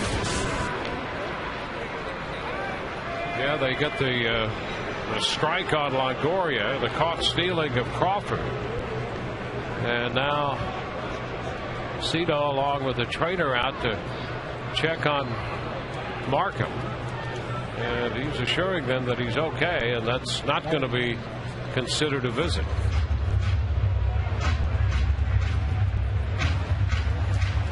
You know, he spent some time earlier this year. He left to start on the 1st of July with inflammation in his right elbow. And he had Tommy John surgery in the September of 08. I don't know if this was regarding his elbow or not, but that's his history. Foul right back over the screen. 0-2. Sean Camp is up in their bullpen.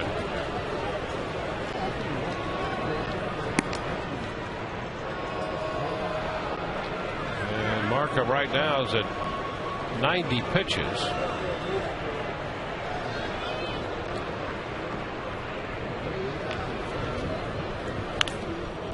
Longoria fouls it. We'll see another 2-strike pitch. Yeah, Markham's a grinder. I mean, he throws the whole arsenal at you. Cutters, curveballs, sinkers, changeups. Works both sides of the plate. And he's had some help tonight from John Buck on those stolen base attempts.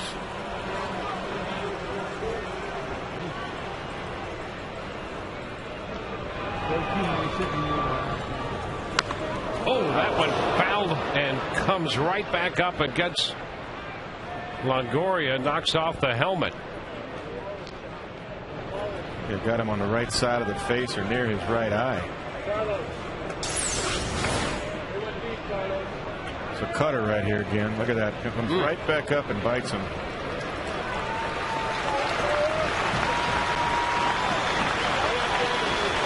Right close to the right ear, maybe? I think that's right. Ouch.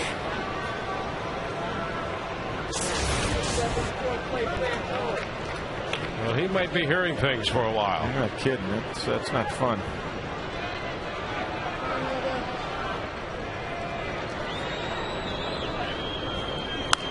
And foul. That's straight back. That hung a little bit too high. Sean Rodriguez got a hanging curve that he hit out of the ballpark. Not many mistakes from Markham, but that was a mistake, and it was actually too high out of the zone. But Evan had a good swing at it. Yeah, you'd love for Markham to stick around long enough to give Rodriguez another shot at him, the way he's swinging the bat against him. Little tapper back to the mound. Markham takes care of that. 2 outs now. Carlos Pena due up here. Reminder, the Mosaic Company and the Rays are working together in the fight to end hunger through home runs for food. With each Rays home run this season, the Mosaic Company donates $500 to local food banks through Feeding America Tampa Bay, Florida's leading hunger relief agency. And to date, Home Runs for Food has donated $62,500 to Feeding America Tampa Bay. You're right about Sean Rodriguez. He's had 2 good at bats. He took the cutter to right center for a triple. He hit the hanging curve for the home run. So here's Pena trying to get a board for Rodriguez. Down and in, and that shift, the severe shift, is on for Pena. Boy, they really have him bunched. Look over here to the right side. There's 3 guys right here. I mean, that's incredible. That's the most dramatic shift I've seen on Carlos this year.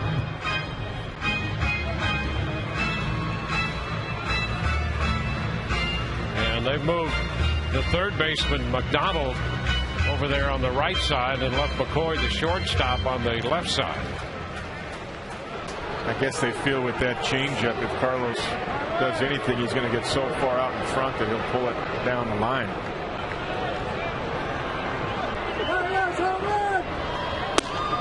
Inside, 2 balls and a strike. Throwing fastballs and cutters in to set up that changeup away. Gotta believe he's going to throw that changeup right here.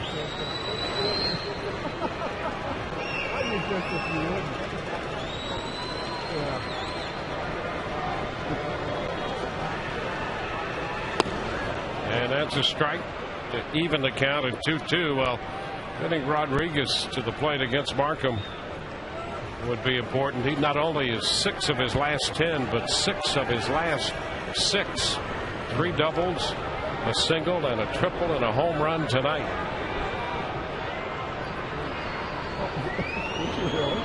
Two outs, bases empty. 2-2 to Pena. They're staying in on Carlos. Now, I think Markham wanted the changeup. John Buck called the cutter, then he called the fastball in. Let's see if they stay in or go back away. Markham's going to stay with whatever Buck wants. Buck wants the cutter.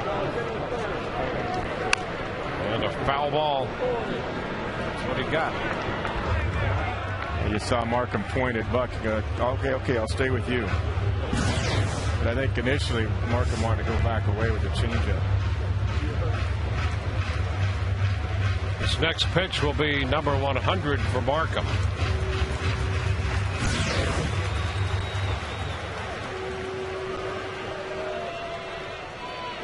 Back in again. And the 2-2 is ball 3, and the count is full.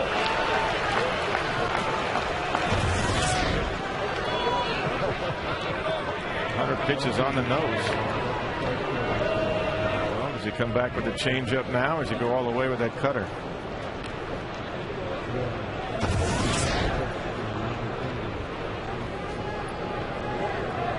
I'm calling the changeup because that's danger area coming to Carlos like that.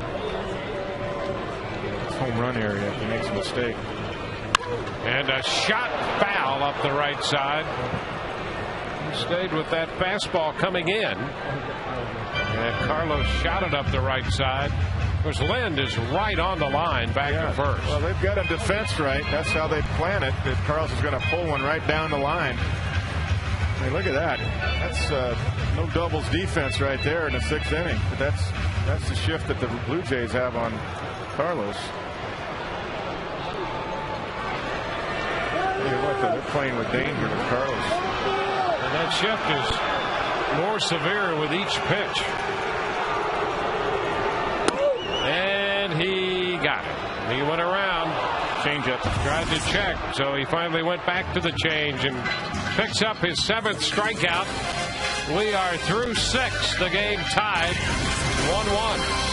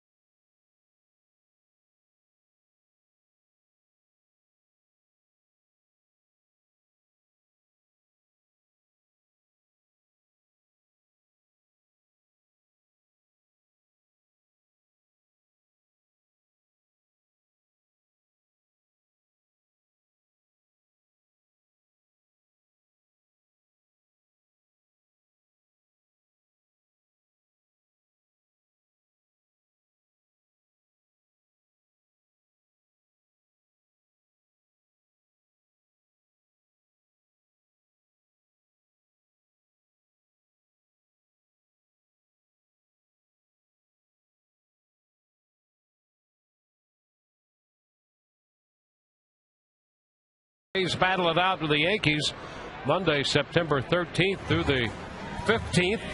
Visit RaysBaseball.com or call 888-FAN-RAYS for information on group sales. It's always fun to be at the old ballpark in a group. Adam Lind leads off the 7th. First pitch is wide. A ball, no strikes. David has started Lindhoff with sliders 3 at-bats now in a row, trying to stay away from that power. Another one. 1-1 to count. Good pitch.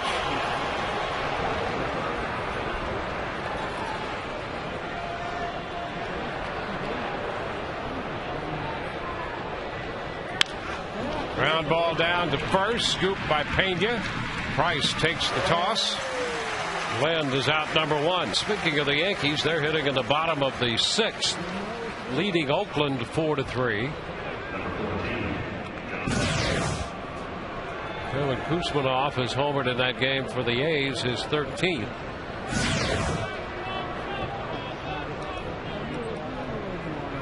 Now John Buck. We've had 2 home runs in this game. Buck hit 1 in the 5th, and Sean Rodriguez hit 1 in the bottom of the 5th for the Rays. It's accounted for all the scoring. Shot back into straightaway center. BJ is there and makes the catch. 2 gone. 2 up, 2 down in the 7th inning. 4 pitches and 2 outs. For all the latest updates on the Rays, log on to TampaBay.com. From the diamond to the clubhouse and everywhere in between, you'll get in-depth news, stories, and scores 24 hours a day only at TampaBay.com. Aaron Hill rolls 1 to first. Carlos Pena unassisted, and it's a 1-2-3 very quick inning. 7th inning stretch time. We're tied 1-1.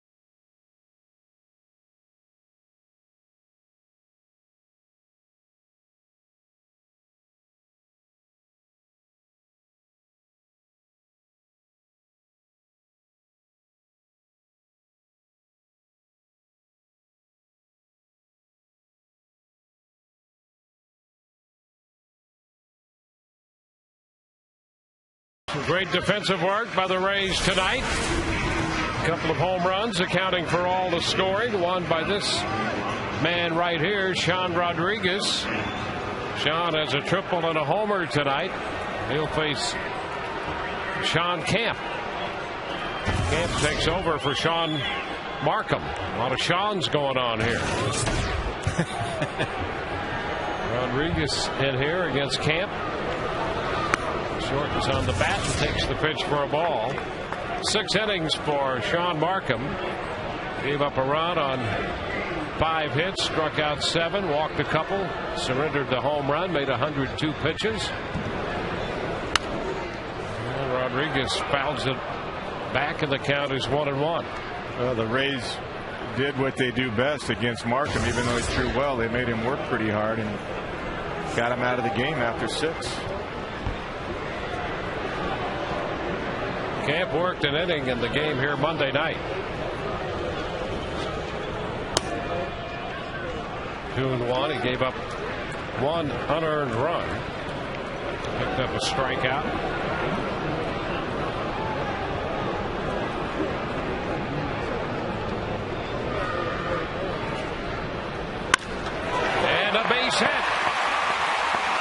back through the middle, and Sean Rodriguez is 3 for 3. A triple, a home run, and now a single. That ball was blistered right there. That's a good sound off the bat all 3 times tonight. This ball's right down the middle, and he takes it right back through the middle. Head down on the ball. Good use of the lower half of the body once again, and showing good bat speed. Beautiful swing.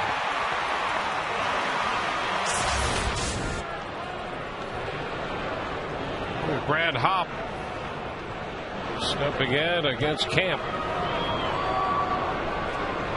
There goes the runner. The pitch is a ball, and the throw bad, and a steal for Rodriguez. The play backed up by Hill. The throw behind McCoy, and Rodriguez has his 11th stolen base. Yeah, one thing, this is a good pitch to throw on for a catcher. Buck just threw this thing wide. Little decoy right there by Hill, just for a moment. But if he's in the right position, he backs it up. One thing about the Rays, you might get thrown out a couple times. It's not going to stop them from running, though. So Rodriguez steals his way into scoring position. Fouls it. It's 1-1. Hopp had trouble with the changeup against Markham. Struck out twice on that pitch.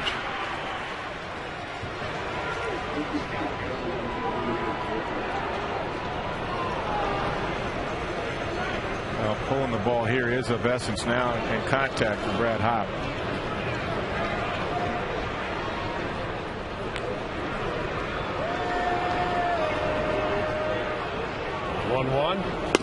And he takes strike 2. Got a pitch to turn on, too.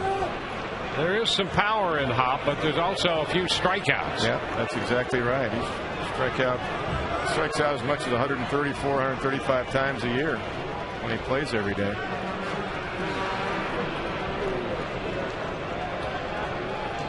At least that's what he did in Colorado. 280 lifetime hitter. And he's out on strikes. Camp went with the off speed and got him. So the changeup has been a problem tonight. And that's what this pitch is right there. Good shot of his grip. Falls off the outside corner and down, not even close.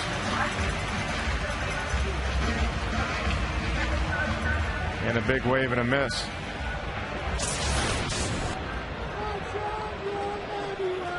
Well, here's Deontay Navarro with a chance to put the Rays out in front. He's hitting left-handed this time.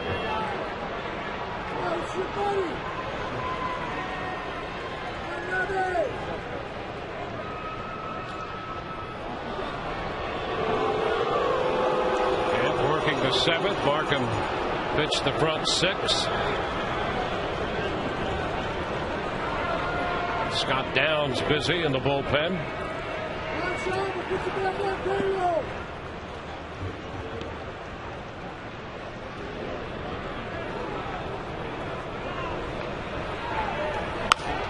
And a ground ball foul down beyond George Hendrick toward the bullpen.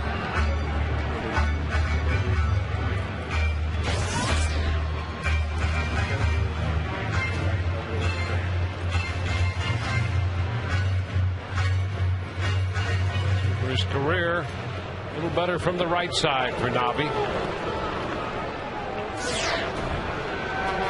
I'd like to see the Rays get a run as well as David Price is throwing. He's not getting much run support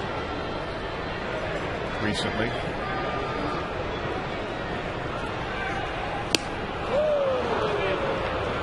Oh, 2. Slider biting down and in. This one just kept running in it. To be honest, Buck wanted that ball to be on the back door there outside. Just kept running inside.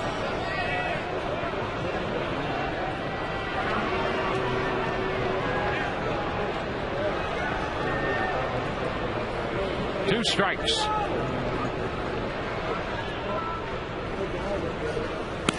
And it's low. 1 ball, 2 strikes.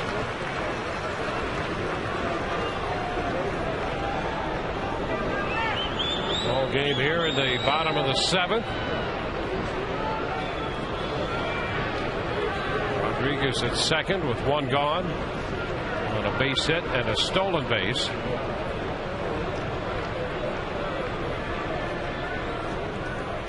And that one almost hit Nobby.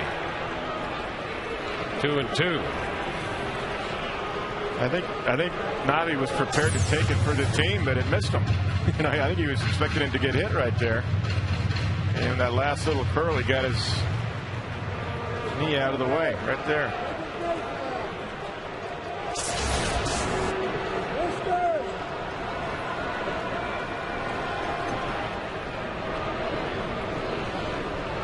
Two balls, two strikes.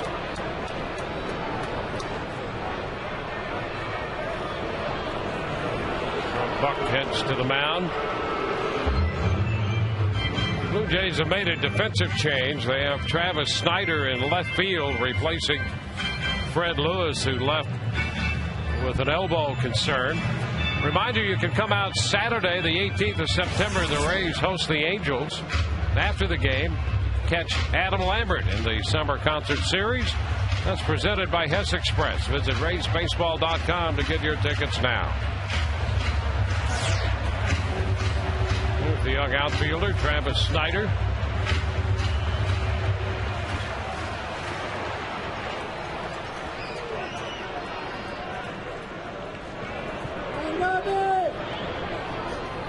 Navarro shoots it foul up the right side. Out of play and holds the count even. Camp got a ball up right there. Beautiful pitch. Good swing.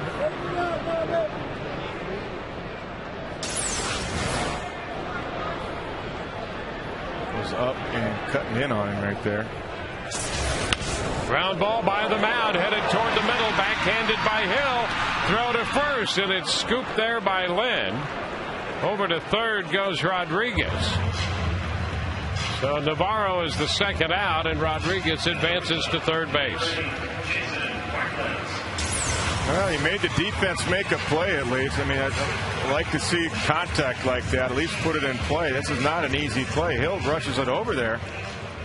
And he got a pick over there by Adam Lynn.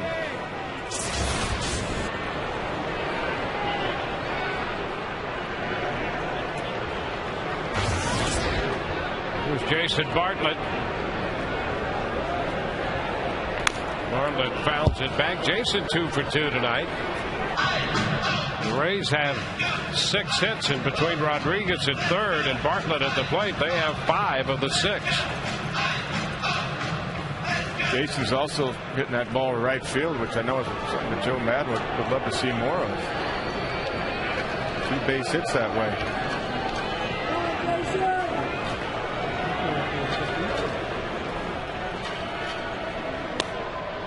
Inside a bit. 1-1.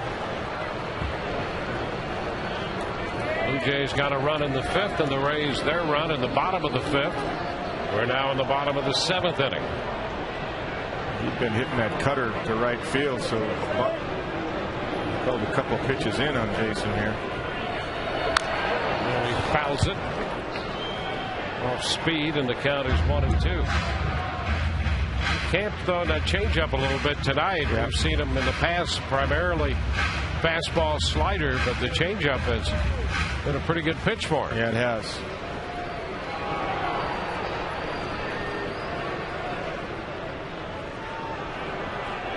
They go inside with a fastball. And he punches it back foul to the right of the screen. Count still 1-2.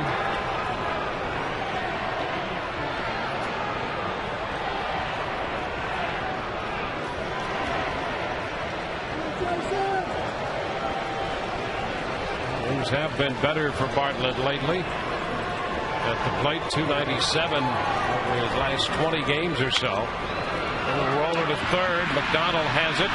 And the throw to first in time. No runs, 1 hit. The man left at third. Through 7, we're tied 1-1.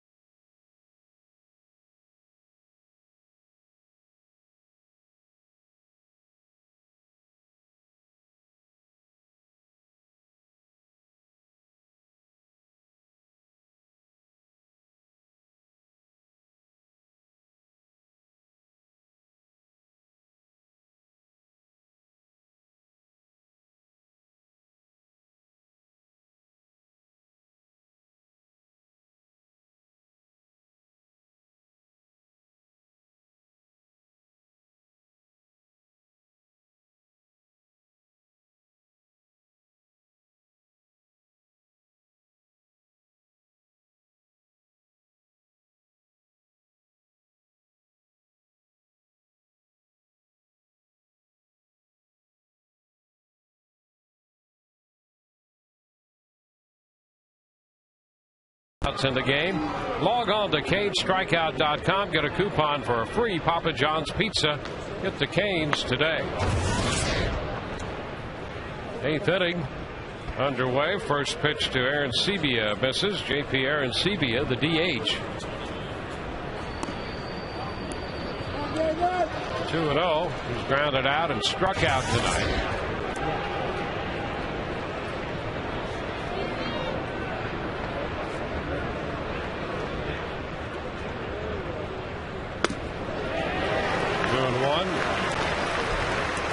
Long cut at that off-speed pitch. That's a good pitch. 83-mile-an-hour off-speed pitch right there. Good arm speed on it, too.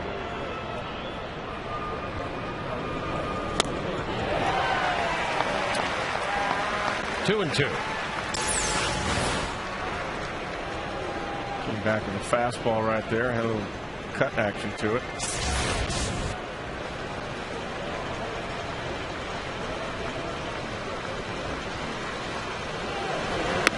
Strike 3 call. Fastball got him looking. One away here in the 8th, and we'll check in with Todd. We've had this question all season long. Bill, Jill, and Cher want to know how many baseballs are used in a game. I checked with Tyler in the umpire's room. He said they always have 8 dozen ready for every game, but occasionally, like 2 games in the Boston series, you use as many as 11 dozen. So they have 100 ready or so every game. Sometimes they exceed that. Here's a question for you guys. We have Marcia, Steve, and Brandon that want to know how Jeremy Hellickson is going to be used, and Jared wants to know if he could be in the rotation next year. Guys, back to you. Like McCoy takes a strike. Well, he was optioned to Charlotte to work out of the bullpen a little bit, and I thought it was interesting.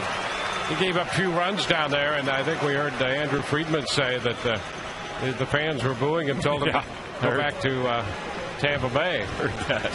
And he went down there just to get an appearance out of the bullpen and maybe help his acclimation process toward that. So he'll give the Rays some depth in the bullpen, and I would not be surprised if he would be in the rotation next year. Yeah, I think so. Tap over the mound. That's Bartlett back to second, and the throw off the mitt of Pena. He might have beaten it anyway. It was going to be very close at first base, and as Pena tried to stretch, the ball just sailed over the top of the webbing of that mitt. And that's a base hit for McCoy. Yeah, nice play by Bartlett to get to it. On the move, makes a nice quick throw. I think he would have been in there. I think he would have been safe. Yeah, McCoy's already at the bag, I think. Very close, though. Tough play. Well, I think Hellickson also will be used. I could see him, as long as you give him enough time to get ready down there, facing some tough lefties with that great changeup. Mm-hmm. Now here's Snyder hitting for the first time in the game. There's Lewis left with an elbow strain. Want to know the count to Travis Snyder.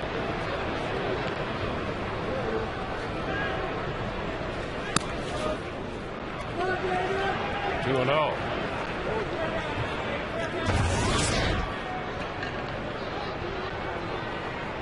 Just over 100 pitches now for David Price. The Rays do have action in the bullpen in this tie game. That's Joaquin Benoit.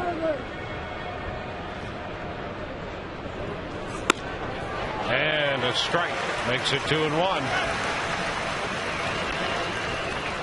He just let it out that time again. 95 right there on the corner.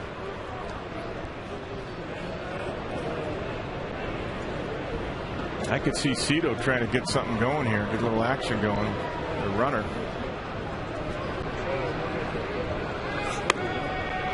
Strike 2. A little bit of a delay there by Mark Carlson, but that right arm comes up and the count is 2-2. Yeah, that's the good news. 95 again. That's how you freeze a ball. The way Navarro just did it right there. You just freeze it there. You don't need to jerk it back in or bring it up too much. Let the umpire know the ball when you do that. Yeah, you almost had the feeling if Navi had jerked that pitch up he wouldn't have gotten a strike. He would not have got it. He would have told the umpire, hey, it's low. I'm trying to fool you. I'm going to bring it up for you. Just good. Freeze it right there out in front. Give him a good look. I think Navi got that strike for him, the way he caught it. Over to first, the runner back in. That's a good throw over just to keep him honest. As in this type of game, I mean, Cito Gaston will run. Got to get somebody in the scoring position.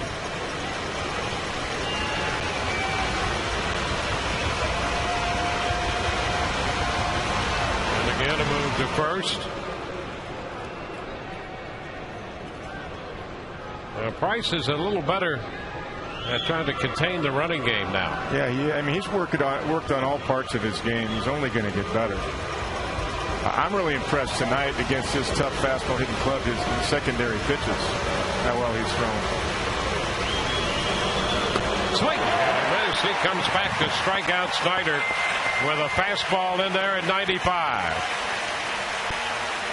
That would be his primary pitch, those last three. Yes, it would. 95, 95, and how about 95 again, outside corner. Great comeback right there after being down 2-0. 7 strikeouts for Price. That's a key guy right now in this game because you don't want to really see Bautista up in this inning. So McDonald becomes a key out. McDonald 0 for 2 with a walk.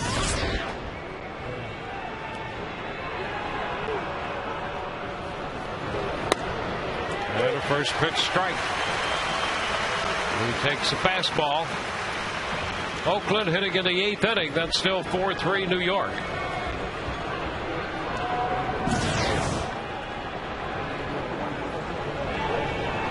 I think with this combination that McCoy will be in motion at some point in this sequence.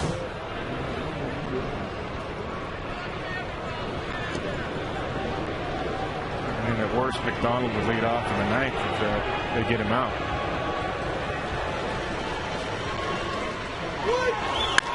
And a high pop-up, short right. Jennings in, makes the catch, and then retires the side. They leave a man. We go to the Rays half of the 8th, a 1-1 tie.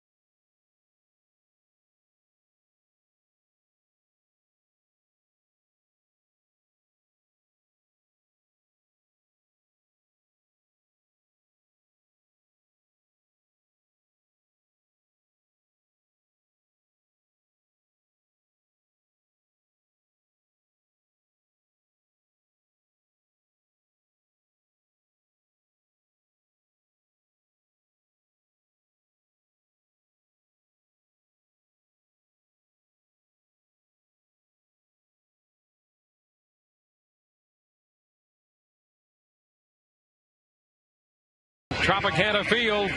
Follow the Rays on your iPhone, iPod Touch, BlackBerry, and Android phone with MLB.com at Bat 2010. Featuring play-by-play, video highlights, and live audio broadcast. Visit RaysBaseball.com right now on your iPhone, iPod Touch, Android, or BlackBerry for more details. Top of the order coming up for the Rays, B.J. Upton, Desmond Jennings, and Carl Crawford. Sean Camp on the hill, and the pitch is fouled back. Strike one. Camp opened him with a slider.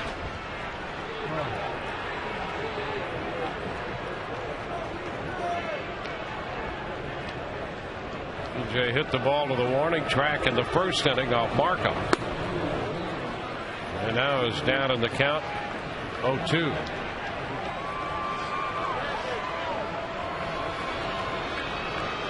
And Zobrist has moved into the on-deck circle.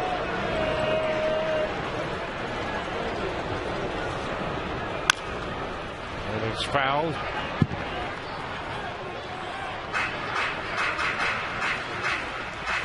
The Blue Jays have the left-hander Downs in the bullpen, and so Joe Madden puts the switch-hitting Zobrist on deck. So take your pick. That's right.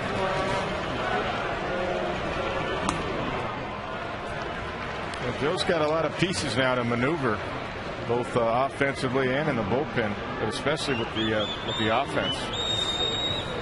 He's got plenty of depth down there now on the bench. 1-2. BJ bounces it foul. We'll see another pitch from Camp. Counting this one, the Rays down to their final 30 games of the regular season.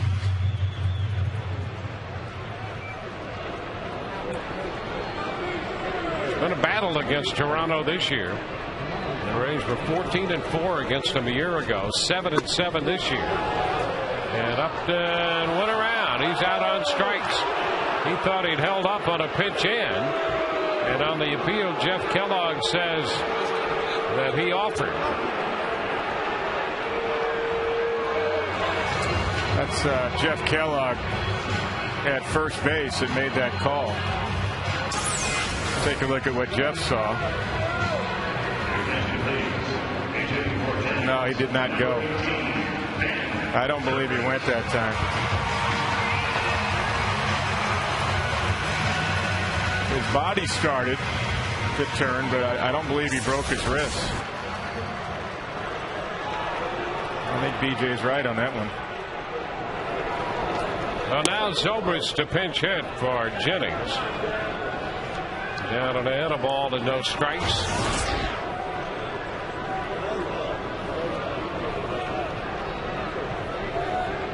Zobrist is 3 for 7 against Camp with a home run. And did he go on that one? They want the appeal, and this time no. 2-0. Yeah, you saw Mark Carlson shake his head no before even asking the appeal.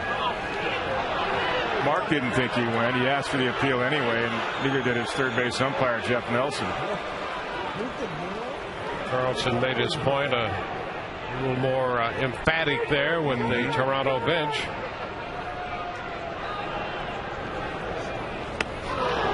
Cut and a miss.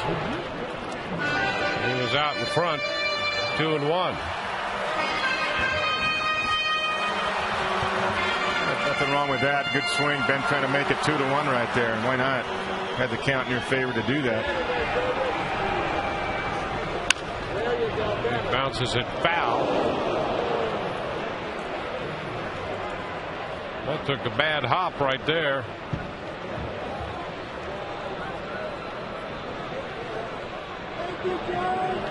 And George Hendrick is going to make things better. George went over there and distributed the souvenir.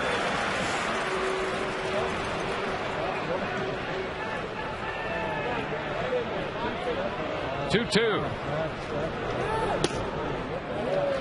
Full count. It's pretty usual to say that with Ben, isn't it? That's it. It gets to the point where you might as well just start the count at 3-2. Yeah, exactly. He's been a walking machine. Ground ball foul outside of first. And they play him right up against the line. Lynn does.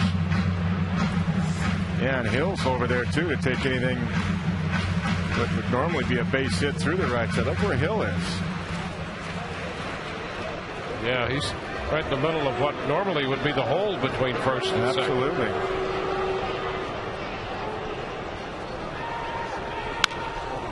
Foul ball. Hey, how about that? Another chance, and she made the play. No bad hop there. And she's spreading the wealth. Take a look. Look at that. Almost got blocked off by that other fan, and she made the play. The night is made.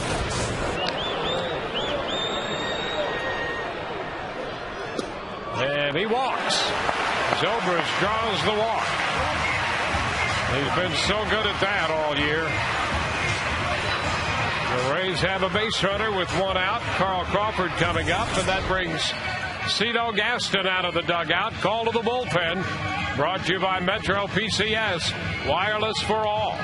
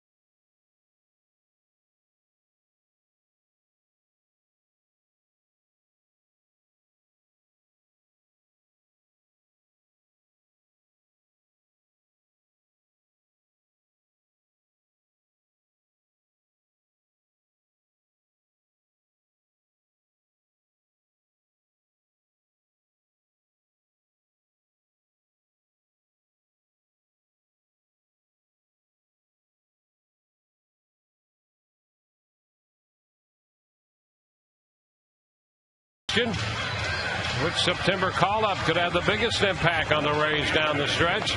Desmond Jennings, Rocco Baldelli, Brad Hopp, who joined the team from the Rockies, Deanna Navarro, or Jeremy Hellickson. Text your vote to 789-789. Standard message and data rates apply. Scott Downs is the new pitcher.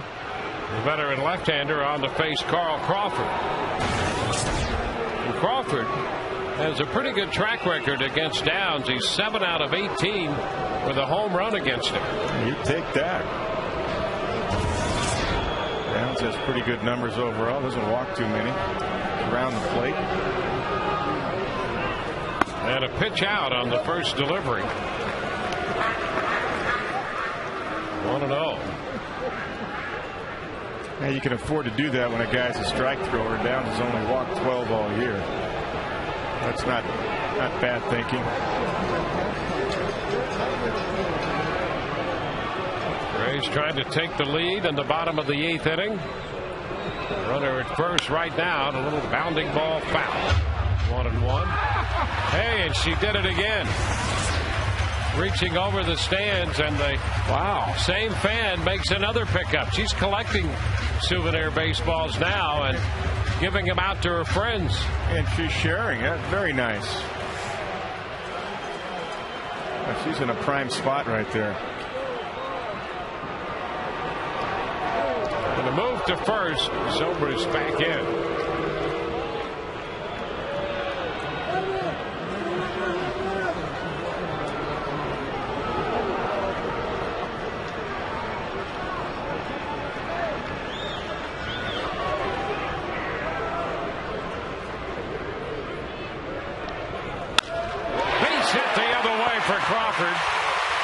Up to second goes Zobrist.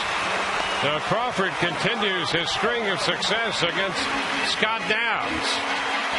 Carl punched it through the hole. I think it's something that you mentioned yesterday. There's a fastball up and away, and he goes right with it.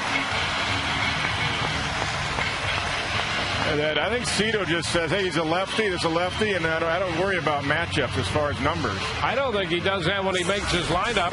Nope. And I think he's just pretty straightforward. He's going to manage the game the way he's going to manage it. That's my lefty down there, and his job is to get lefties out. Yep. And I don't care if he's 7 for 18 or not against him. That's the matchup I want. Now here's Evan. Longoria 0 for 3, and you see the matchup for Longoria against Downs, 2 for 6. And the patient takes the first pitch down.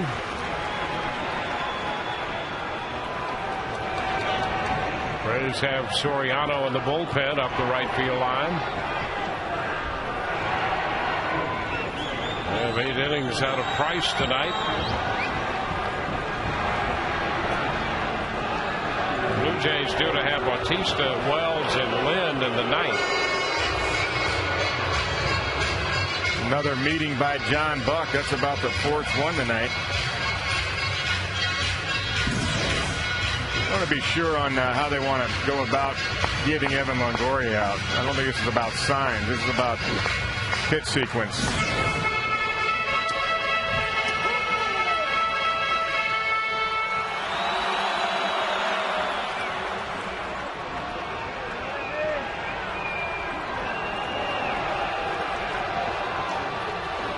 There's Crawford first. Zobrist on second.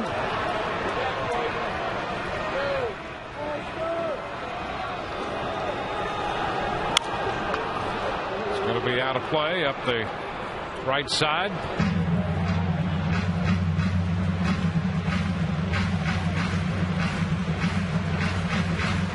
Longoria had a couple hits and a run batted in the first game of this series.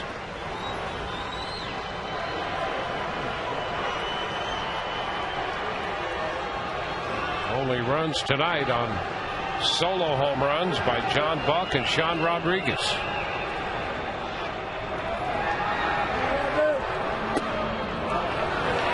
Two balls and a strike.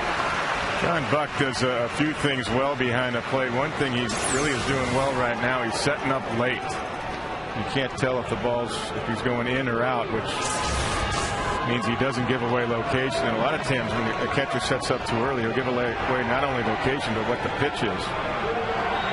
And he stays quiet right there. He sits right there until the last instant. Upstairs, fastball there. 3-1. And you know, that goes way back to Pat Borders' days when he played for Cito Gas, and Pat Borders never moved.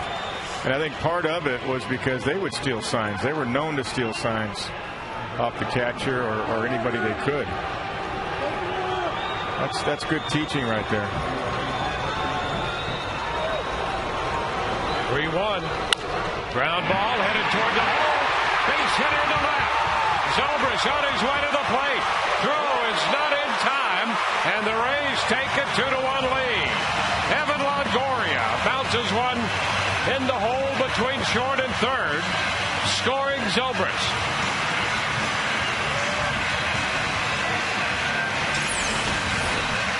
Yeah, let's see the pitch to Evan. It's a little sinker away, and Evan pulls it. It's a little bit up, though. He does get the ground ball to the right of the shortstop, Mike McCoy, as he was playing double play depth up the middle. And Evan found a hole. That's the pitch that Downs wanted. It was a little bit up, though. But he was looking for that double play grounder, but it was out of the reach of McCoy as he was shading up the middle for 2. So a walk and a pair of base hits, and the Rays have the go-ahead run. Carlos Pena looking for his first hit. 0 for 3 tonight.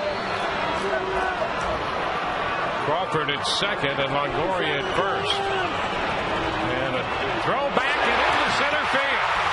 Crawford's going to go to third, and Longoria moves up to second on the bad throw.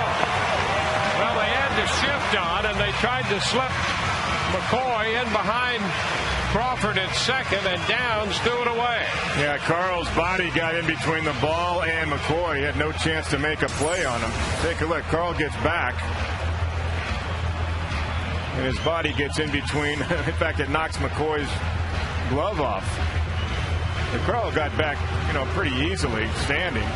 McCoy went straight for the bag and never did reach the ball.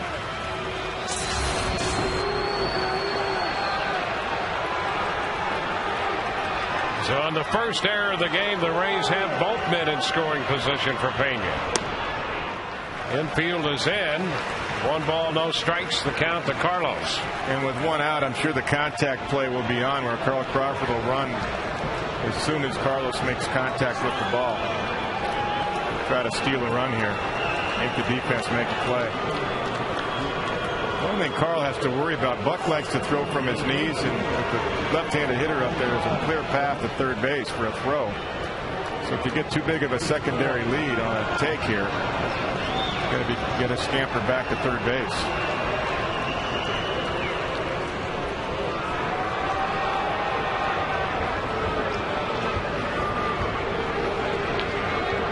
Want to know the count? I would even put that play on if I'm Buck, just to try to get Carl from getting a bigger secondary lead on a contact play here. Pitch is down.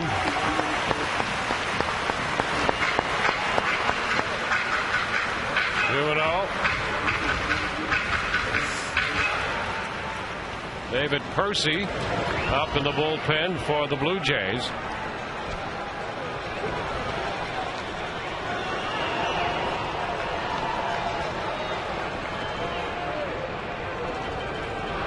Two balls, no strikes. Ground ball to second, and Hill checks the runner. Crawford holds him at third and goes to first to get the second out. Well, that was a good read by Carl because he had no chance to go on the contact play. He broke at first and stopped and went back. Now it's going to be Sean Rodriguez.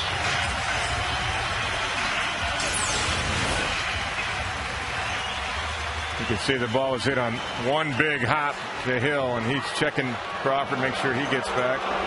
Carl's initial break was contact, but no sense to run when you know you're going to be out by 30 feet. Well, they're going to issue the intentional walk to Sean Rodriguez with first base open. 2 outs. Brad Hopp is due up.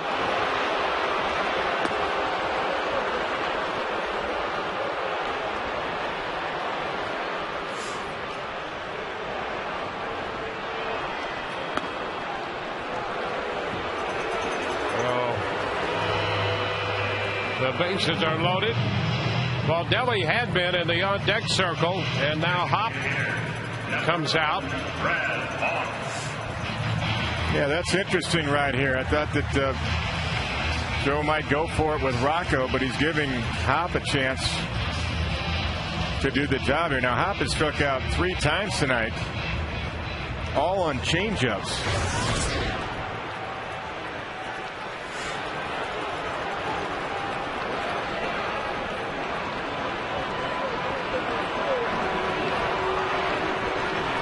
So the bases are loaded. Downs comes in a little close right there. 1 ball, no strikes.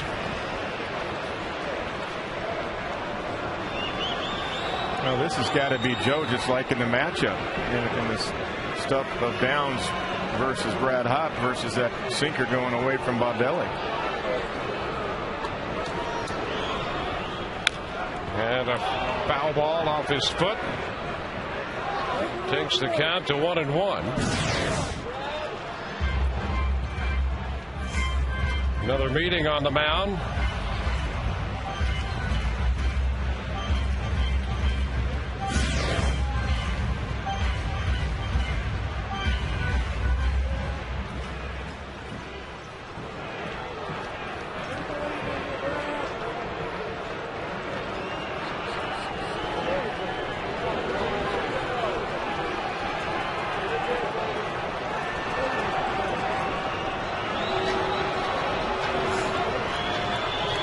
One pitch. And boy, that breaks in there for a strike. That's a tough curveball. Sure is. Right there. Yeah, you can see right there. It is froze Brad Hopp. Buckled him right there a little bit.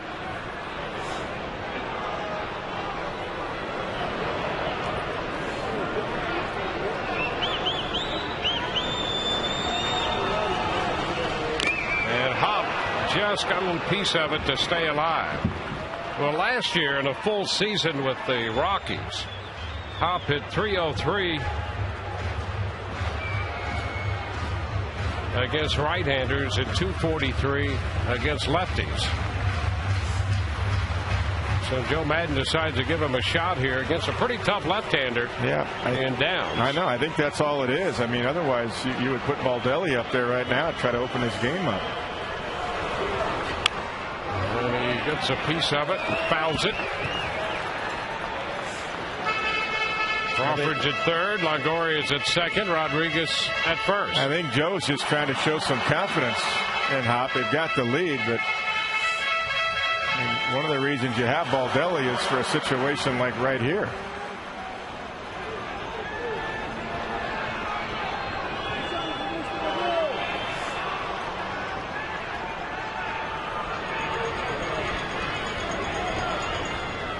And a foul ball again, broke his bat.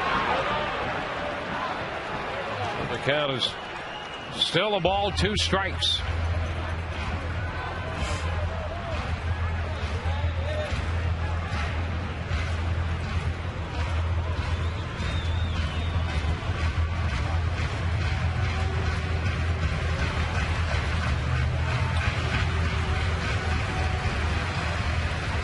The one-out walk drawn by Zobrist has led to the go-ahead run for the Rays, 2-1.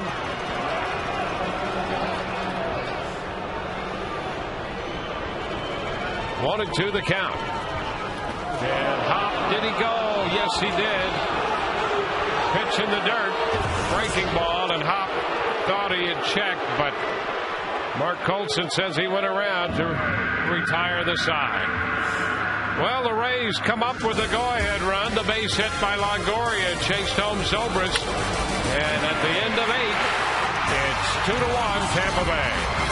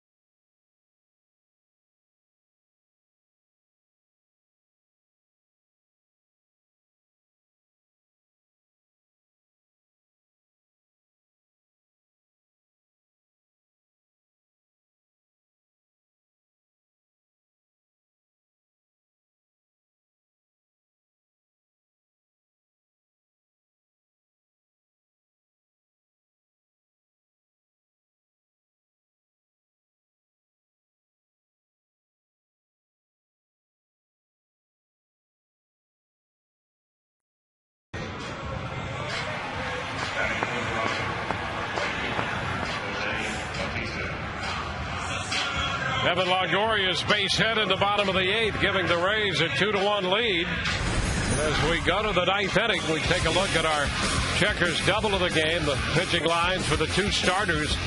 Good matchup. Sean Markham, 1 run through 6, and David Price, 8 innings, 4 hits, a run, 7 strikeouts, 2 walks, and he gives way to Rafael Soriano to face Jose Bautista. And he takes that big home run cut. Strike 1. Well, he got one above his hands, way above his hands.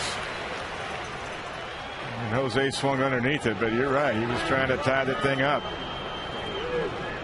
Ben Zobrist stays in the game to play right field.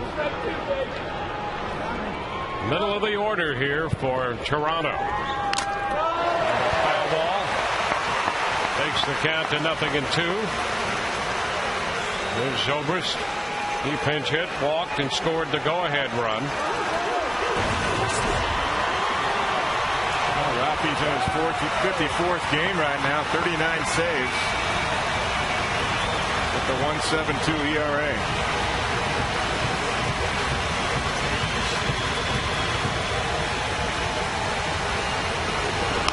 Upstairs, 1-2 is trying to save this one for David Price.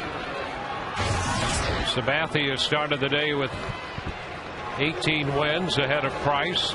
Hughes with 16. Price coming in 15-6.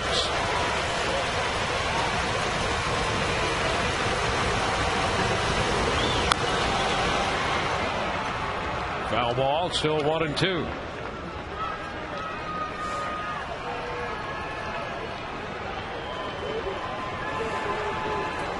Seven pitches for Price tonight. 75 strikes.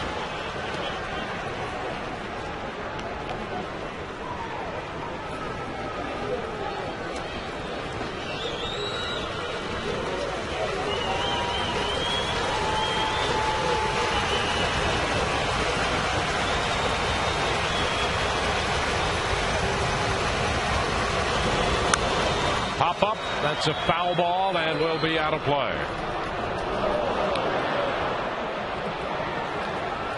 Jose's hanging tough on a couple of good pitches by Soriano. The thing about Batista, he can reach that outside corner too. He's got great plate coverage. He's right on the plate. His hands right over the inside corner of the plate.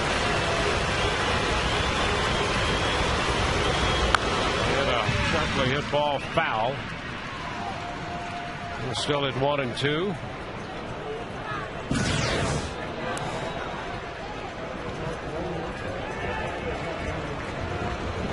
First in the big leagues with 39 saves.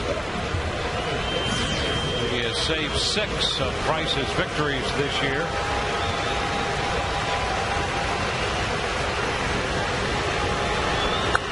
And a long foul. Wow. He's something, isn't he? He is. No, I mean, every swing he gives you that threat that he's going to hit one out. That was a hanging slider right there. He's got to make a money pitch against this guy.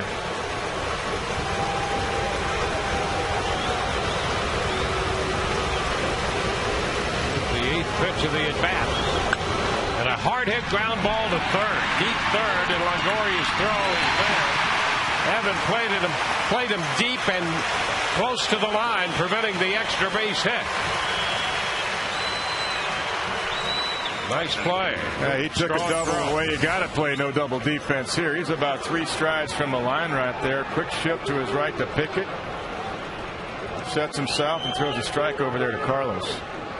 That's a nice play. Not an easy play. That was a bullet hit at him.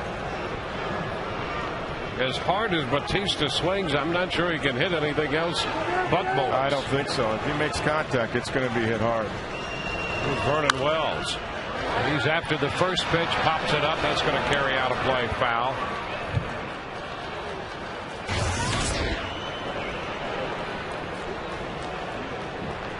Wells has struck out, grounded out, and flied out tonight.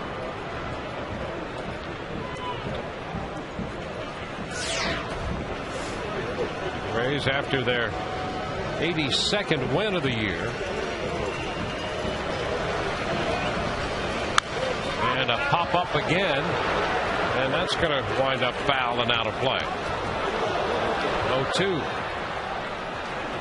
Oakland hitting in the 9th against Mariano Rivera,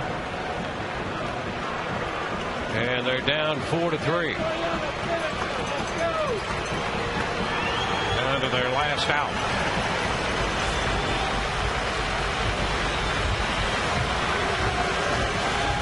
Two strikes to count to Wells.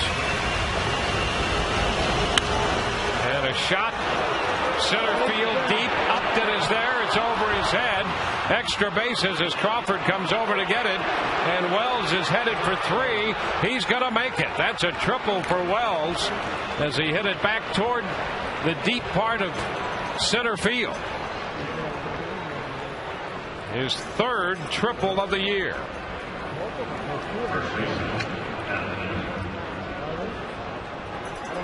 Take a look at the pitch right here. You got a pitch a little bit flat. I believe it was a slider, a little bit flat, and he found the right spot of the field to hit it. Looks like BJ might run this one down.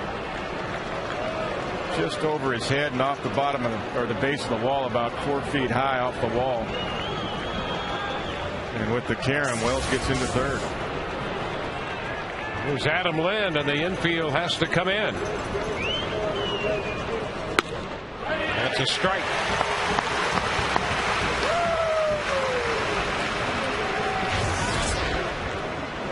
You need that strikeout right here or pop up.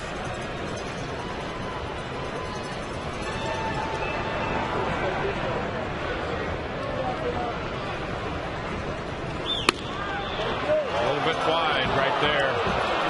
Fastball outside. 1-1.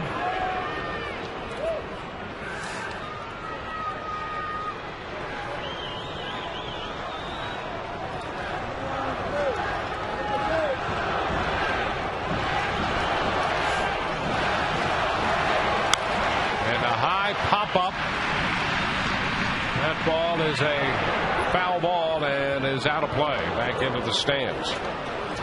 Now you take that. That's what you're looking for. Pop up or maybe go up the ladder and try to get a swing and a miss. Get above his hands.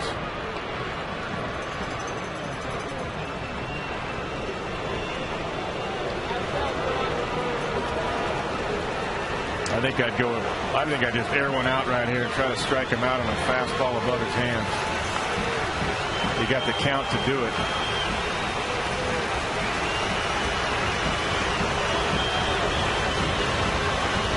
One and 2. Man at 3rd, 1 out. The pitch. And he missed. Fastball. He went away and maybe up. Let's see. Yeah, it's 96. Yep. It's both. Away. Yeah. At the top part of the zone, but it's plenty outside. Plenty away. I thought they might try to tie him up right there. They had to count 1-2 to do it.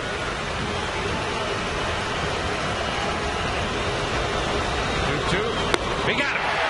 Struck him out with a fastball. Got it up to 96. 2 gone. He did air it out too. He got above his hands. 96 right there. Even though he went away, he got above his hands, just above his hands, just high enough. With that slight uppercut, get underneath it.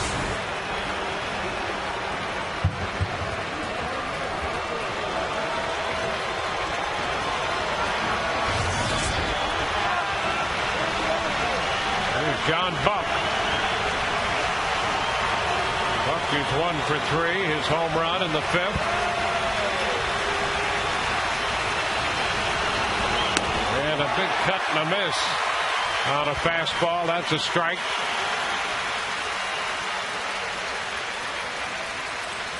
Soriano gets the count running in his favor. And Raphael's interesting because when he wants to air it out, he gets a little extra when he needs it. That's what he did to Lynn for the strikeout. He went up the ladder there on Buck.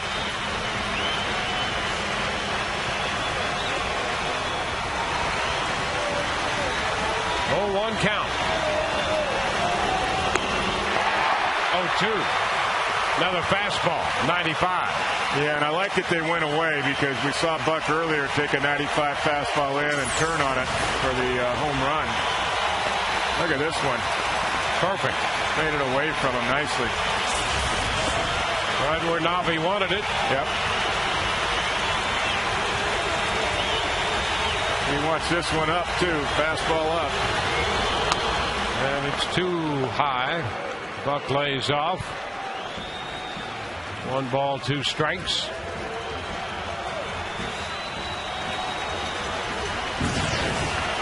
Yankees have won their game. It's just gone final. Rays have a 2-1 lead in the 9th inning here. 1-2 to Buck. Little bit wide. Another fastball. 2 balls, 2 strikes. Here's a look. That's a nice try, though. It fade off the outside corner. Since that hanging slider to Wells, Soriano's just going all gas right here. 95, 96 with the fastball. 2-2. And a high fly ball back into left. That ball will be caught on the track. And the Rays are winners. Crawford tracked it all the way through the roof and the rigging and the rings. And he caught it on the warning track.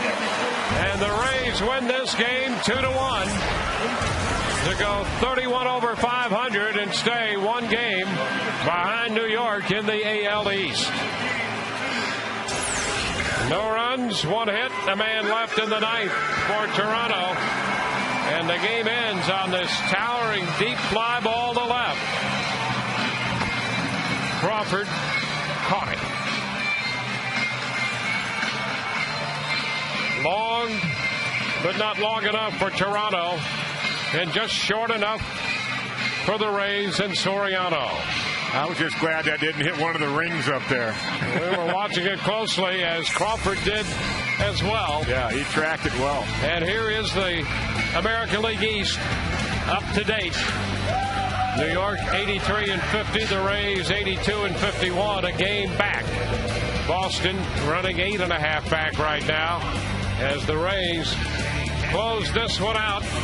We'll take a look at tonight's Miller Lite Taste Greatness moment. And for the Rays, it was Sean Rodriguez in the 5th inning when he hit a hanging curveball into the seats and left. He tripled in the 2nd and then connected in the 5th to get the Rays on the board to make it a 1-1 ball game. Rodriguez singled in the 7th inning, swiped the base before they intentionally walked him in the 8th, and he turned in some outstanding defensive work.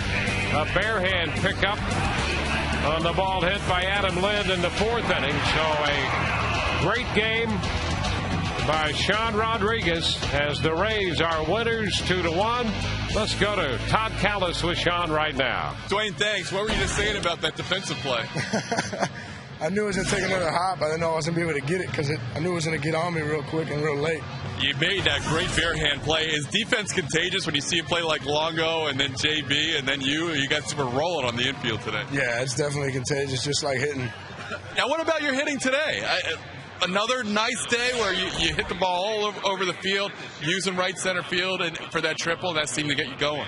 Yeah, definitely. Just trying to let the ball get deep, put a good swing on it. Find the barrel, and hopefully it doesn't find somebody out there.